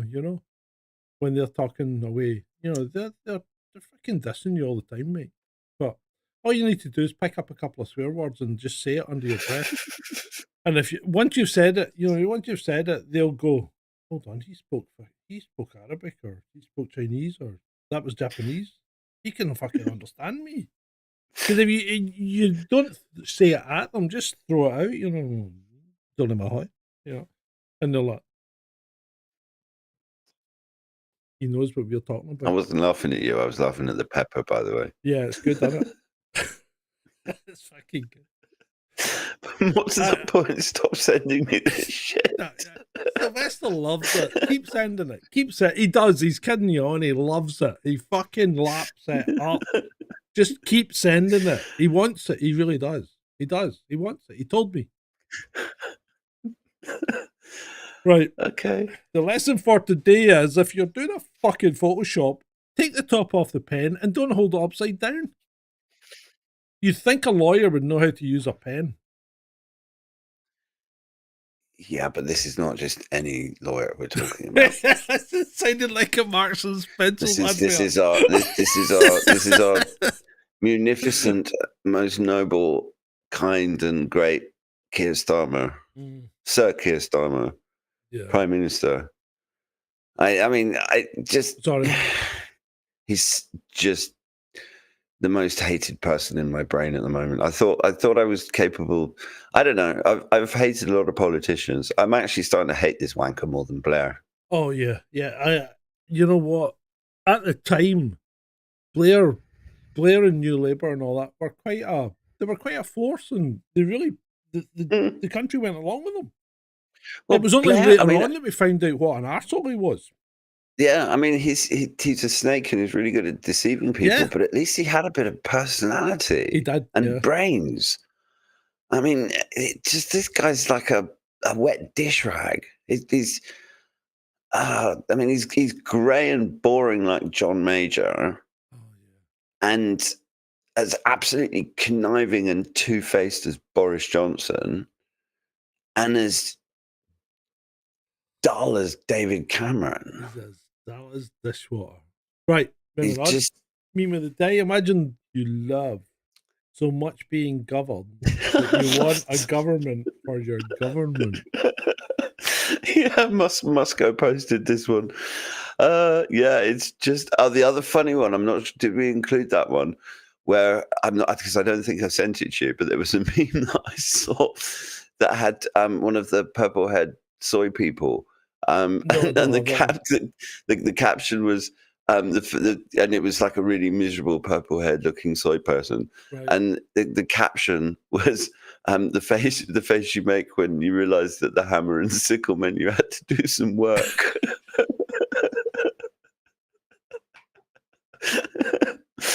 Oh, it's brilliant. We're on the home run. We're at slide number 33. This is Neil deGrasse Tyson, who I am. I can't say I like. I'm not seeing the slide. No, I haven't put the slide up yet. I'm still talking, if you don't mind. I'm not sure that I like Neil deGrasse Tyson.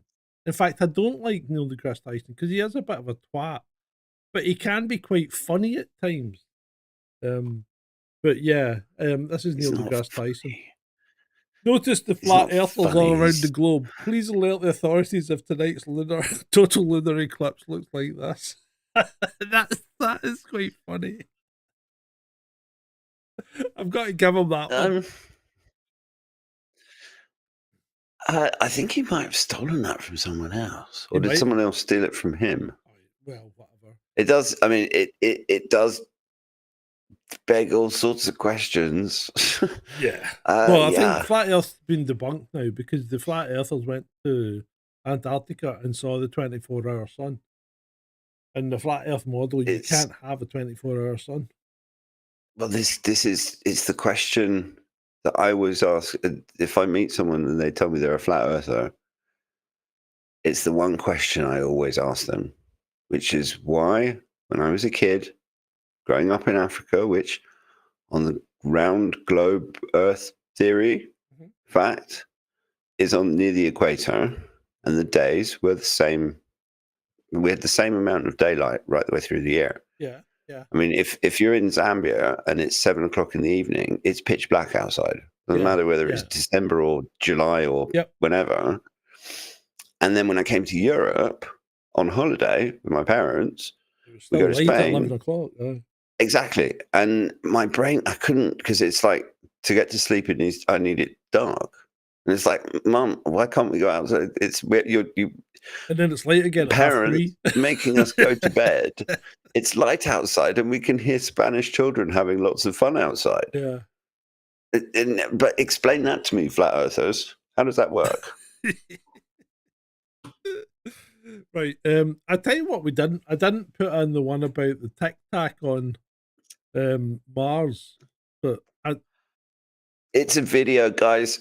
For the rabbit hole people, I think there's a video floating around on Twitter. Just do a search for it; you'll probably find it. There's a tic tac that the Curiosity or whatever found on Mars that is kind of funky. Scale. It could be tiny. That could be a tiny bit of debris getting blown about with the wind. Well, the rovers are not big, and their cameras. I mean, it didn't seem like a particularly wide angle shot. Well, I don't know. But I that's mean, still big. I don't know. They're little tic tac flying life forms on Mars that we don't know about. or Devon Maybe they're like Island? Martian bees or Was something. it Devon Island? Well, maybe it's the Martian equivalent of a bird. Was it Devon Island? What? Devon Island. Well, they do Yeah, all but the... even if it's on Earth, that is still a weird little flying capsule thing. I mean, yeah, well, we'll get there. We'll get there. I have questions.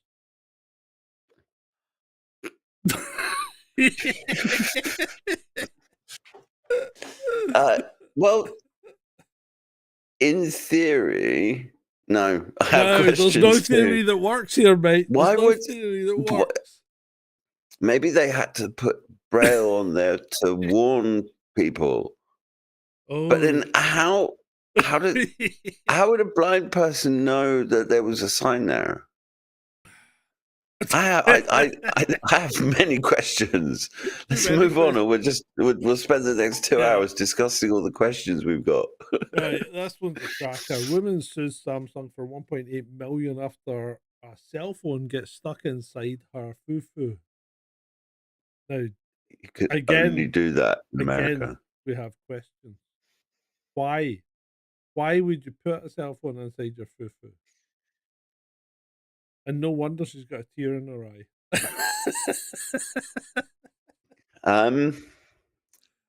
just ridiculous. I'm going to see if I can get a Tesla on my ass.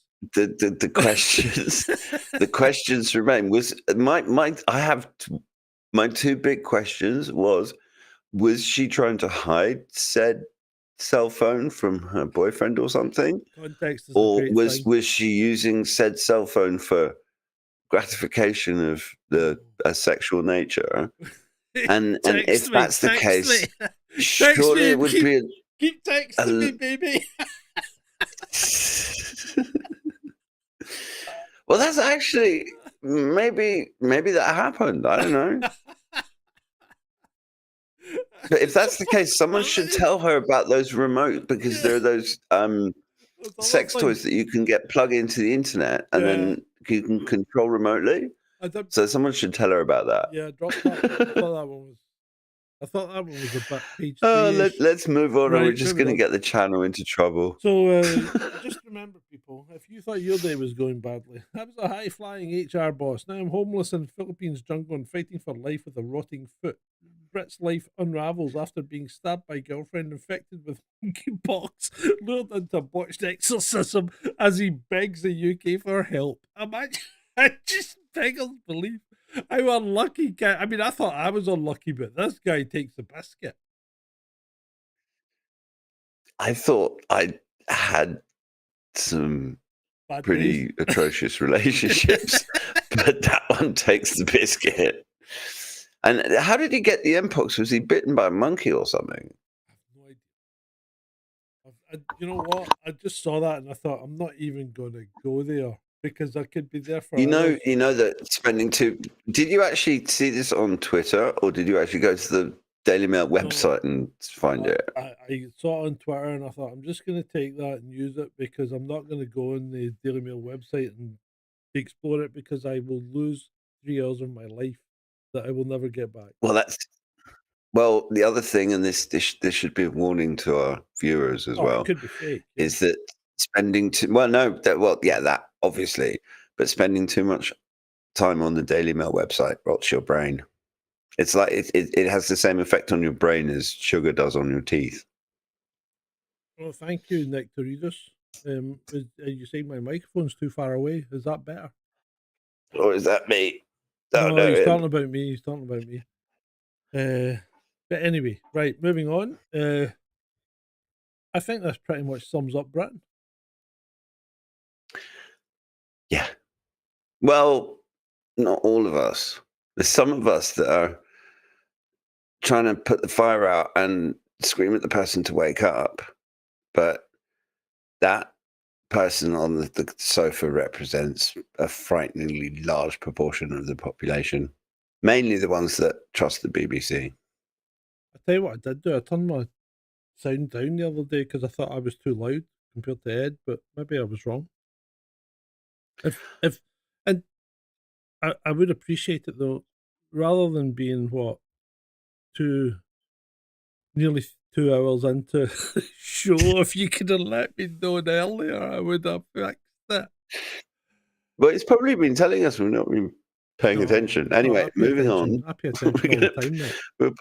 We're going to be here past midnight. No, if we're we're careful. done. This is it. The last thing's coming up. Oh, is this the last one? Yeah. That's not the last. We can just. This is Okay. the last one. Well, no, because I mean, I'm absolutely fine for another 15 minutes if people are still around. This is tremendous. This is a tremendous excuse. I wasn't flashing my Willy Wonka. I was shoplifting sausages.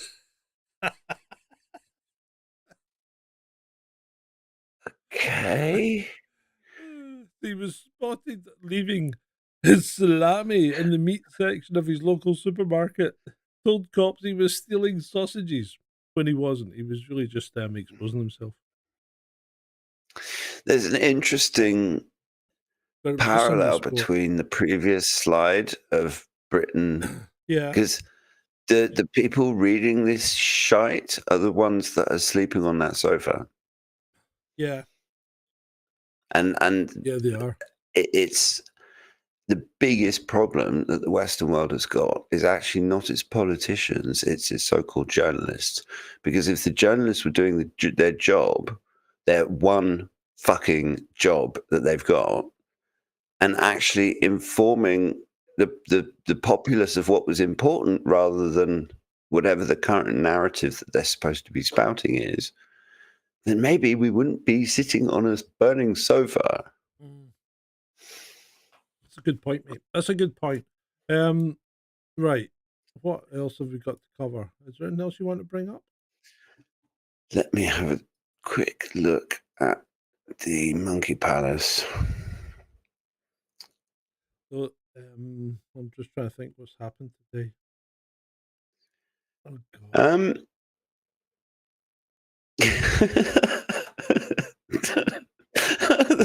I've just seen it.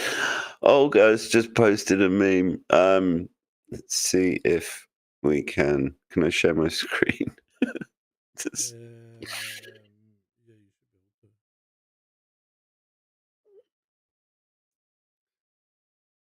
Share it. Right, hold on. Bear with me. Don't laugh too much. Get it up.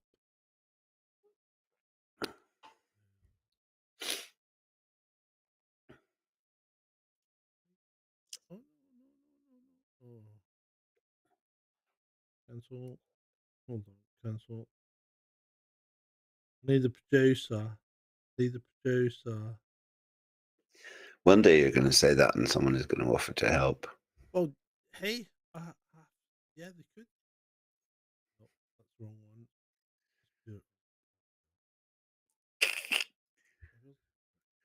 He's not lying when he says he needs a producer. Look, if it's too much hassle, don't worry. Too much hassle. Nothing's too much hassle for you, mate. Right, hold on. Let's do it.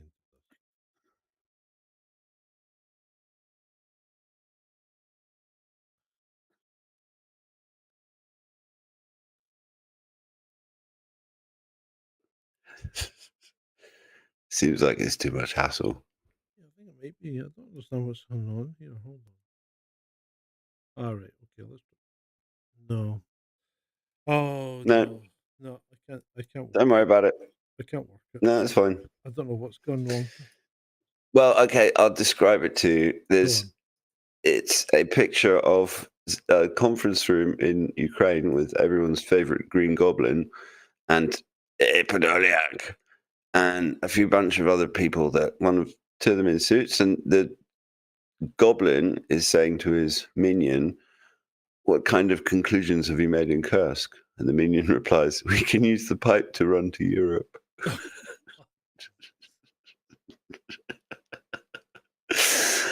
Oh dear! He's right though, because they would never be able to use that pipe if the sanctions hadn't been applied, because there would have been gas in it. Yeah, absolutely. I mean, the other thing that we haven't totally talked about is the carny who's taken over the circus that is Canada. Yeah, so I don't know. I have mixed feelings because I like mocking Justine Trudeau. Yeah. I mean, my blackface meme was one of my earliest and favorites, and I did so many head replacements on Castro's spawn that I ended up getting bored with it. And Carney's just, he's a bit like Starmer, but I think he's a bit worse. I think the Canadians, if it's actually possible, the poor Canadian cousins are in even more deep shit than we are. I mean, what did he do with the Bank of England? He screwed up. It was a disaster. I mean, he's got 3 passports. The first visit that he's making, he's got this whole thing with Trump about tariffs. Where's he going first? Europe. And no, not. Hold on a minute to address something going on in the chat just now. And I'm quite disappointed in you, Nectarius, and you, Julie, because both Ed and I did cover the point that, yes, Root has confirmed that NATO membership for Ukraine is completely off the table. We did mention this. Did we not, Ed? Yep. Yeah. So and also attention. His name is Rutte. Rutte. Not Root. Rutte. Rutte works as well, but Rutte. it's not Root. Rutte. I mean, I understand that, but no, because this is the problem with Dutch is the ch and the r, and I can't do them. It's basically they roll their r's and their g's, and I have uncles that when they talk, they sound like they're actually bringing up phlegm. But Rutte is probably the best equivalent. Oh, so Julie now says she's been in and out of the kitchen, so she's actually been making her dinner while she's been listening to us. So that's anyway, her excuse. That's her excuse. But also, just as a point of principle, can you not chastise the bloody audience, please? Come on, it's one of the few pleasures I have left in life. Which is okay. Yeah, well, if you want more people to watch you, maybe don't chastise them. Sorry, Mr. Red. Sorry, Mr. Red. It's just a friendly suggestion. Nectarius is a good lad. He not only has he donated, one of the only ones that's donated live in the last couple of weeks, and I'm looking at the rest of you. Yes, I am, apart from the ones that donate offline. But yes, Nectarius says, I grovel before thee, Sarge, in my humble grovel. He just groveled twice in a sentence. Oh, he's groveled. We don't have a big audience, but they're the best audience. They are quite. I do. I tell you what, I'd take this lot over 1,000 random numbskulls spouting nonsense in the chat. Oh yeah. Because if you watch some YouTube videos, I have to turn the chat off because you wonder if any of them are actually watching the bloody video. Oh, that's Samantha Ann Tyndall. That's a full name. My God, Trump is a disaster. Well, is he or isn't he? I don't know. Do you think Trump's a disaster? I think that Kamala Harris would have been more of a disaster. I think that Trump. I think as far as Israel goes, I think there's certain things that Trump has done that I vehemently disagree with, and I'm waiting to see if some of the good things he's doing, like shutting down USAID and a lot of the Doge stuff that Elon is doing and things like that, and also potentially just talking to the Russians. I mean, my first point is that I would much rather have, because if we'd had Kamala Harris, she wouldn't be talking to the Russians. And the most dangerous times that we've had in the last 100 years on this planet have been precisely. And it doesn't matter what's going on. The American and Russian leaders have to be willing to communicate with each other. His whole efficiency in government, I mean, a lot of the stuff with Doge, there's an awful lot of money that's, well, if you look at some of the programs that this money is being used for, they were actually working against all of us. They weren't just working against the US.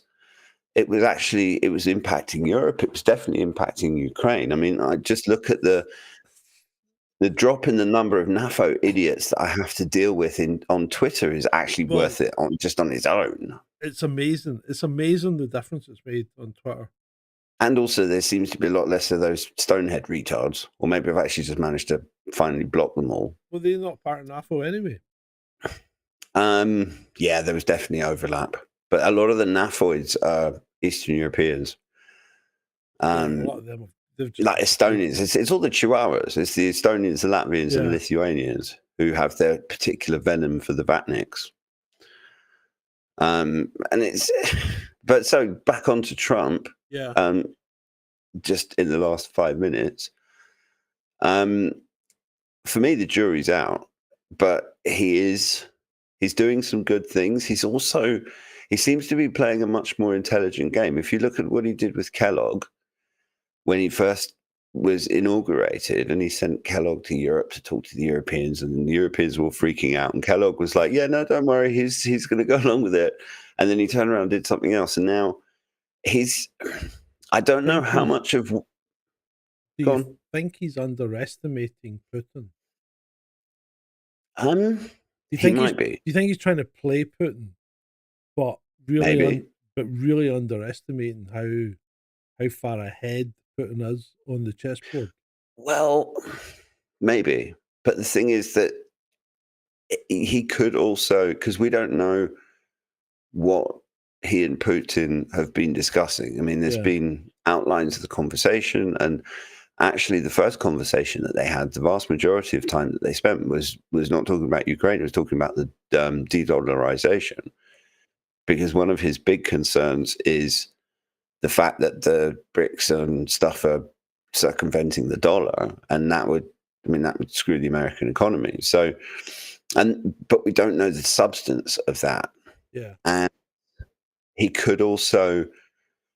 The thing is that Trump knows that he has to play to the home market as well, and not just the people who agree with him, but the people who disagree with him to a certain extent as well. And there's probably a bunch of things that he's not able to say publicly that he might be saying to particularly Putin in private. And I don't know how much of what he's doing is actually real. I mean, the stuff that he's doing in the Middle East is a bit of a disaster area, and we're on the brink of a war between Israel. The problem with America, right, is the Israeli lobby is just massive, and that lobby is just massive, and it doesn't matter what side of government you're in, you're going to be controlled by it, and this is a major flaw in American politics. It's a major flaw in Western politics, because we have Labour Friends of Israel, who have it was them that chose the leader of the Labour Party, because they didn't like the last one, so they got rid of him because he wasn't sufficiently devoted to Israel, and the new one is utterly devoted to Israel, as we've seen. Yes. So it's not just a problem in the United States, and this has got nothing to do with religion or persecuted religious groups. We're talking about political influence benefiting a foreign country that seems to be so pervasive that that country will do things against its own interests in order to support a foreign country, which just boggles the mind. It's if it was any other country. If you look at how spastic they were going about Russian interference and everything, I mean, even Starmer was it yesterday, in his nasty nasally speech that he gave about Russia threatening Britain's air and water and land and chickens or whatever the fuck he was talking about. Robin asks, why has such a tiny country got so much power? And I don't think it's the country itself that has the power. Robin, I think if I could refer you back to some of our rabbit holes, in particular, particularly the one where we dug into what did we call them?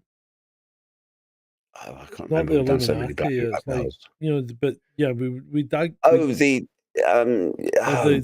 Just look through the list. Yeah.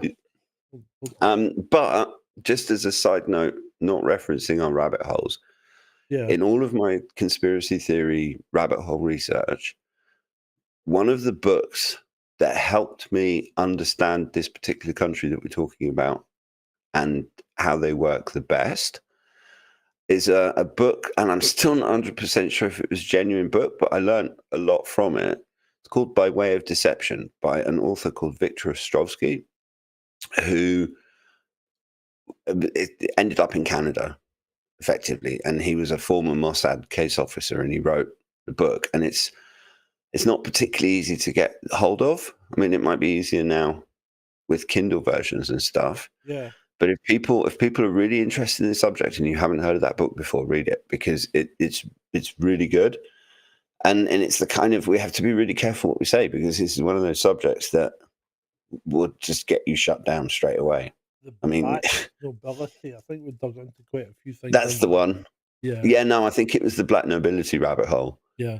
But if you look at how Trump is towards, the guy's talking about taking over Greenland, and he's renamed the Gulf of America, the Gulf of Mexico to the Gulf of America, and he's chucked news reporters out of the White House because they wouldn't refer to it as the Gulf of America. Yeah. And at the same time, he's kowtowing to this Middle Eastern nation it's mind-boggling. And all of his, it was the same thing with Robert F. Kennedy Jr., because during the Rona, I was a massive fan of RFK Jr. because he was just speaking truth to power and talking a lot of sense and making a lot of sense. And he seemed to have had a lot of integrity and stuff. And then as soon as October the 7th happened, he just turned into this raging, bloodthirsty Zionist. And I was shocked. I was like, whoa, okay, I wasn't expecting that. Bloody hell. I thought no. Anyway. But it's an emotive subject, but you can't deny the control that exists. Yeah. And you can't criticize it. Mm-mm. You just can't do it. Because you'll get hammered. No matter where you go, you'll get hammered. Well, I mean, we're okay because we've got a small channel with a dedicated audience, and they know what we're like. Yeah. But if we were a much bigger channel, oh yeah, we just even saying what we've said thus far would land us in the deepest amount of shit. What about the guy that got killed in Austin, the InfoWars editor guy? I know, I heard about that. It was awful. I mean, you've got to feel for his family and the whole InfoWars crew. Must be, I mean, then they've really been going after them. They've got lawfare going on against Alex Jones, against his parents. There's other people. Jones said that he thinks that Ukraine have got a thing against them, and because he's on the list, and he thinks that other guy was on the list as well. Now, it's quite hard to actually find out who's on the list, because we know there's 4,000 journalists on Ukraine's list, but it's very difficult to actually find. Is that the mirror, the mirror nuts? Yeah, I found list. the site. Isn't that online? Yeah, the site's online, but finding the list is a nightmare. Because it's all in freaking Ukrainian. You've got to translate it with Google. Yeah. Now, I don't know, because Alex Jones, I've always had questions about him. I've learned, I mean, there's a lot of stuff that I've learned from him. I mean, his exposure of Bohemian Grove. I think that was genuine. I think the Bohemian Grove thing was 100% genuine. That was him just doing what he did, and it was real, right? Mm-hmm. I think a lot of what's occurred after that has been playing to the audience, maybe. Yeah, and it's also, he never criticizes the thing that may not be criticized. Yeah. It's and the thing with that is, and I realized that when I was doing my 9/11 research back in the day, and this is the early 2000s I'm talking about. And when you really properly research 9/11, there are a lot of threads that lead back to a certain Middle Eastern country lots and lots and lots of them. And the minute you go onto an online forum or discussion group or whatever, and you start talking about that stuff, you only need to look at the name of the guy that owned the buildings. yeah. And then there was or the name of the guy that controlled the security of the airports. Yeah. Or the people that were dancing on top of the van. Mm-hmm. Yeah, there's a lot going on. There's so many threads, and it's the one direction, but it's if it was done, also, I think it was done in concert with the government.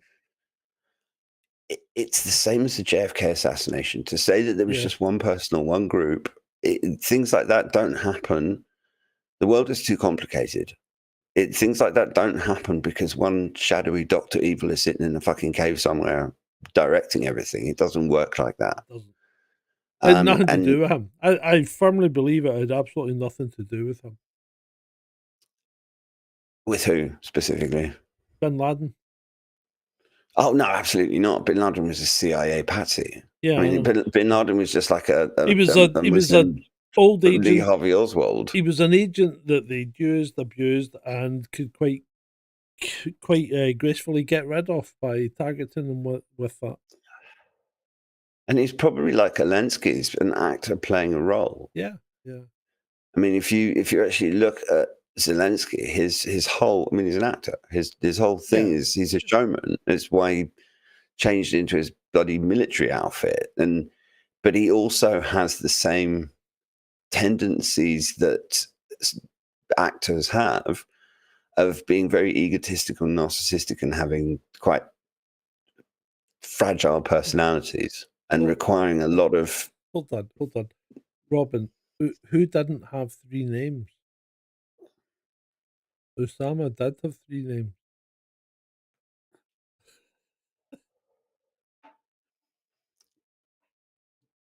He did. He had 3 names, mate. Osama bin Laden. That's 3 names.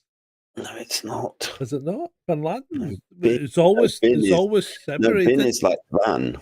It's like if you have a Dutch name, you would have Van. In German, it would be Von or von der Leyen. It's a I don't know. There's a name. There's an actual linguistic name for it. I'm not sure what it is, but it's like saying Osama of someone. That's what the Van means in Dutch. Oh, okay. But he probably had more names than that. I mean, his CIA code name was Tim Osman. Yeah. Anyway, right. It's now 23:07, so I reckon that we should probably let these poor people go to bed. Yeah, I think we've probably done the job. It's been a good show, though. It's been a lot of fun. And we've still got people in chat, so well done for sticking with us, guys. Yes, thank you for hanging around. And you know what? We're here every Thursday and Friday. Thursday we do rabbit holes when we dig into conspiracies, cryptids, UFOs. It could be anything. You know, last week it was a KGB. We didn't talk about that. What? Next week's rabbit hole, what are we doing? What do you want to do?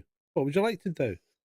There was that story that I sent you on WhatsApp that's more traditionally, because we did KGB last week. Yeah. Oh yeah, that was the moose rack that was found in frozen muck 70 feet below the surface. There was that one. Do out of place artifacts? Have we done that before? Oh no, Taos Cave. Oh, the Taos Cave. Yeah. Right. There's something about Taos Cave that doesn't add up. The story goes that deep within this underground labyrinth in Ecuador, hidden behind twisting tunnels and chambers, there exists a metal library, books forged from unknown alloys covered in symbols that don't match any known writing system. Explorer Juan Moritz claimed to have seen it in 1969, describing what would be an ancient archive of lost knowledge, possibly from a civilization predating everything we've been told about human history. Photos were taken, but the moment this discovery gained attention, everything changed. Let's do that. Okay. We'll do that next week. What's it called? Taos Cave. Yeah, or Taos? Not, the first thing Taos. We have to do is how to fucking pronounce it. Taos, I think. That's not a very catchy title. Only think of something. Anyway, thank you very much, people, for hanging around. What we're playing out with, Orlan? Now we're going to do the all-in. Yeah, no, that's the yeah. We have to finish it off properly. Yeah, sorry. Let me just cue it up then. Where was it? But thank you for joining us, guys. It's been a lot of fun. I've enjoyed it. Indeed, been a lot of fun. I've had a good night. Cathartic. I had a week off last week, and I was just like, I didn't feel right because I need to get this shit out of my system once a week. It's not the same doing it on your own. I tried to get Ben in, but he was too busy building Lego or some nonsense. It's like such a lesson. Don't knock Lego builders. Building Lego is a good escape, but we're not here to escape. This show is about confronting the world. Indeed, it is. It's about it's a bit about confronting yourself as well, and challenging your own thoughts and absolutely. Because we don't always agree. We certainly don't. But yeah, we've pretty much agreed tonight, to be fair. But yeah, it's been good. It's been good, and we won't keep you any longer. We won't bore you. Remember, like, share, subscribe if you liked it. If you didn't, what the fuck are you still doing here? I mean, really? Come on. That's 2 hours of piss you've listened to. And if you can, always think about dropping me a little dash at ko-fi.com/Sergeant Grumpy, or join the channel. It's cheap. You can join from as little as 99p or whatever it is. It only takes it once a month. Don't forget Patreon. I support John on Patreon, actually. Patreon? No, you don't. I don't have a Patreon account, mate. Didn't you? No, so I don't know who the fuck you're supporting, but it's not me. I better check that. It was you. I don't have a Patreon. Johnny Vedmore. What? No, I'm thinking about Johnny Vedmore. I'm getting you confused with Johnny Vedmore, so you should feel honoured. Oh, anyway, let's just fuck off now, because otherwise we're just going to keep going. Maybe you should be supporting me on Ko-fi. Right. Okay, now he's called himself out. But anyway, as always, people, that's been great for you.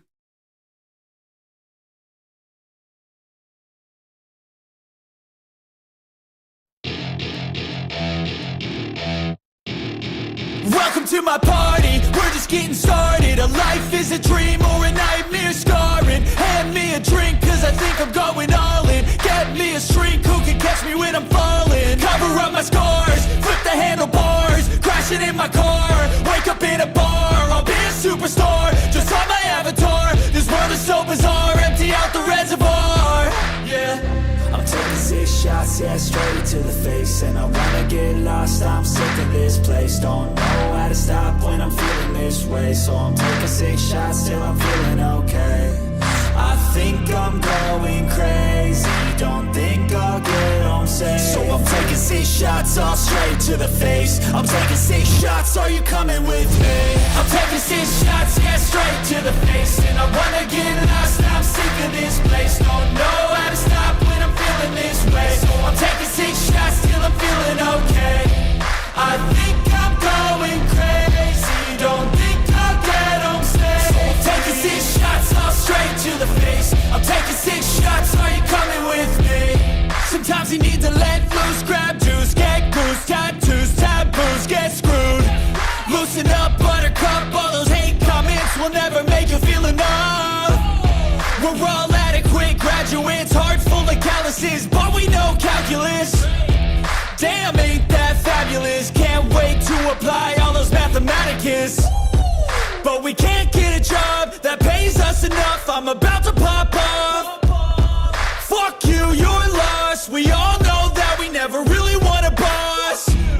So I'ma do what I want to, something I can't undo. Yeah, I'ma do what I want to, something I can't undo. I'm taking 6 shots, yeah, straight to the face. And I wanna get lost, I'm sick of this place. Don't know how to stop when I'm feeling this way. So I'm taking 6 shots till I'm feeling okay. I think I'm going crazy, don't think I'll get home safe. So I'm taking 6 shots, all straight to the face. I'm taking 6 shots, are you coming with me? I'm taking 6 shots, yeah, straight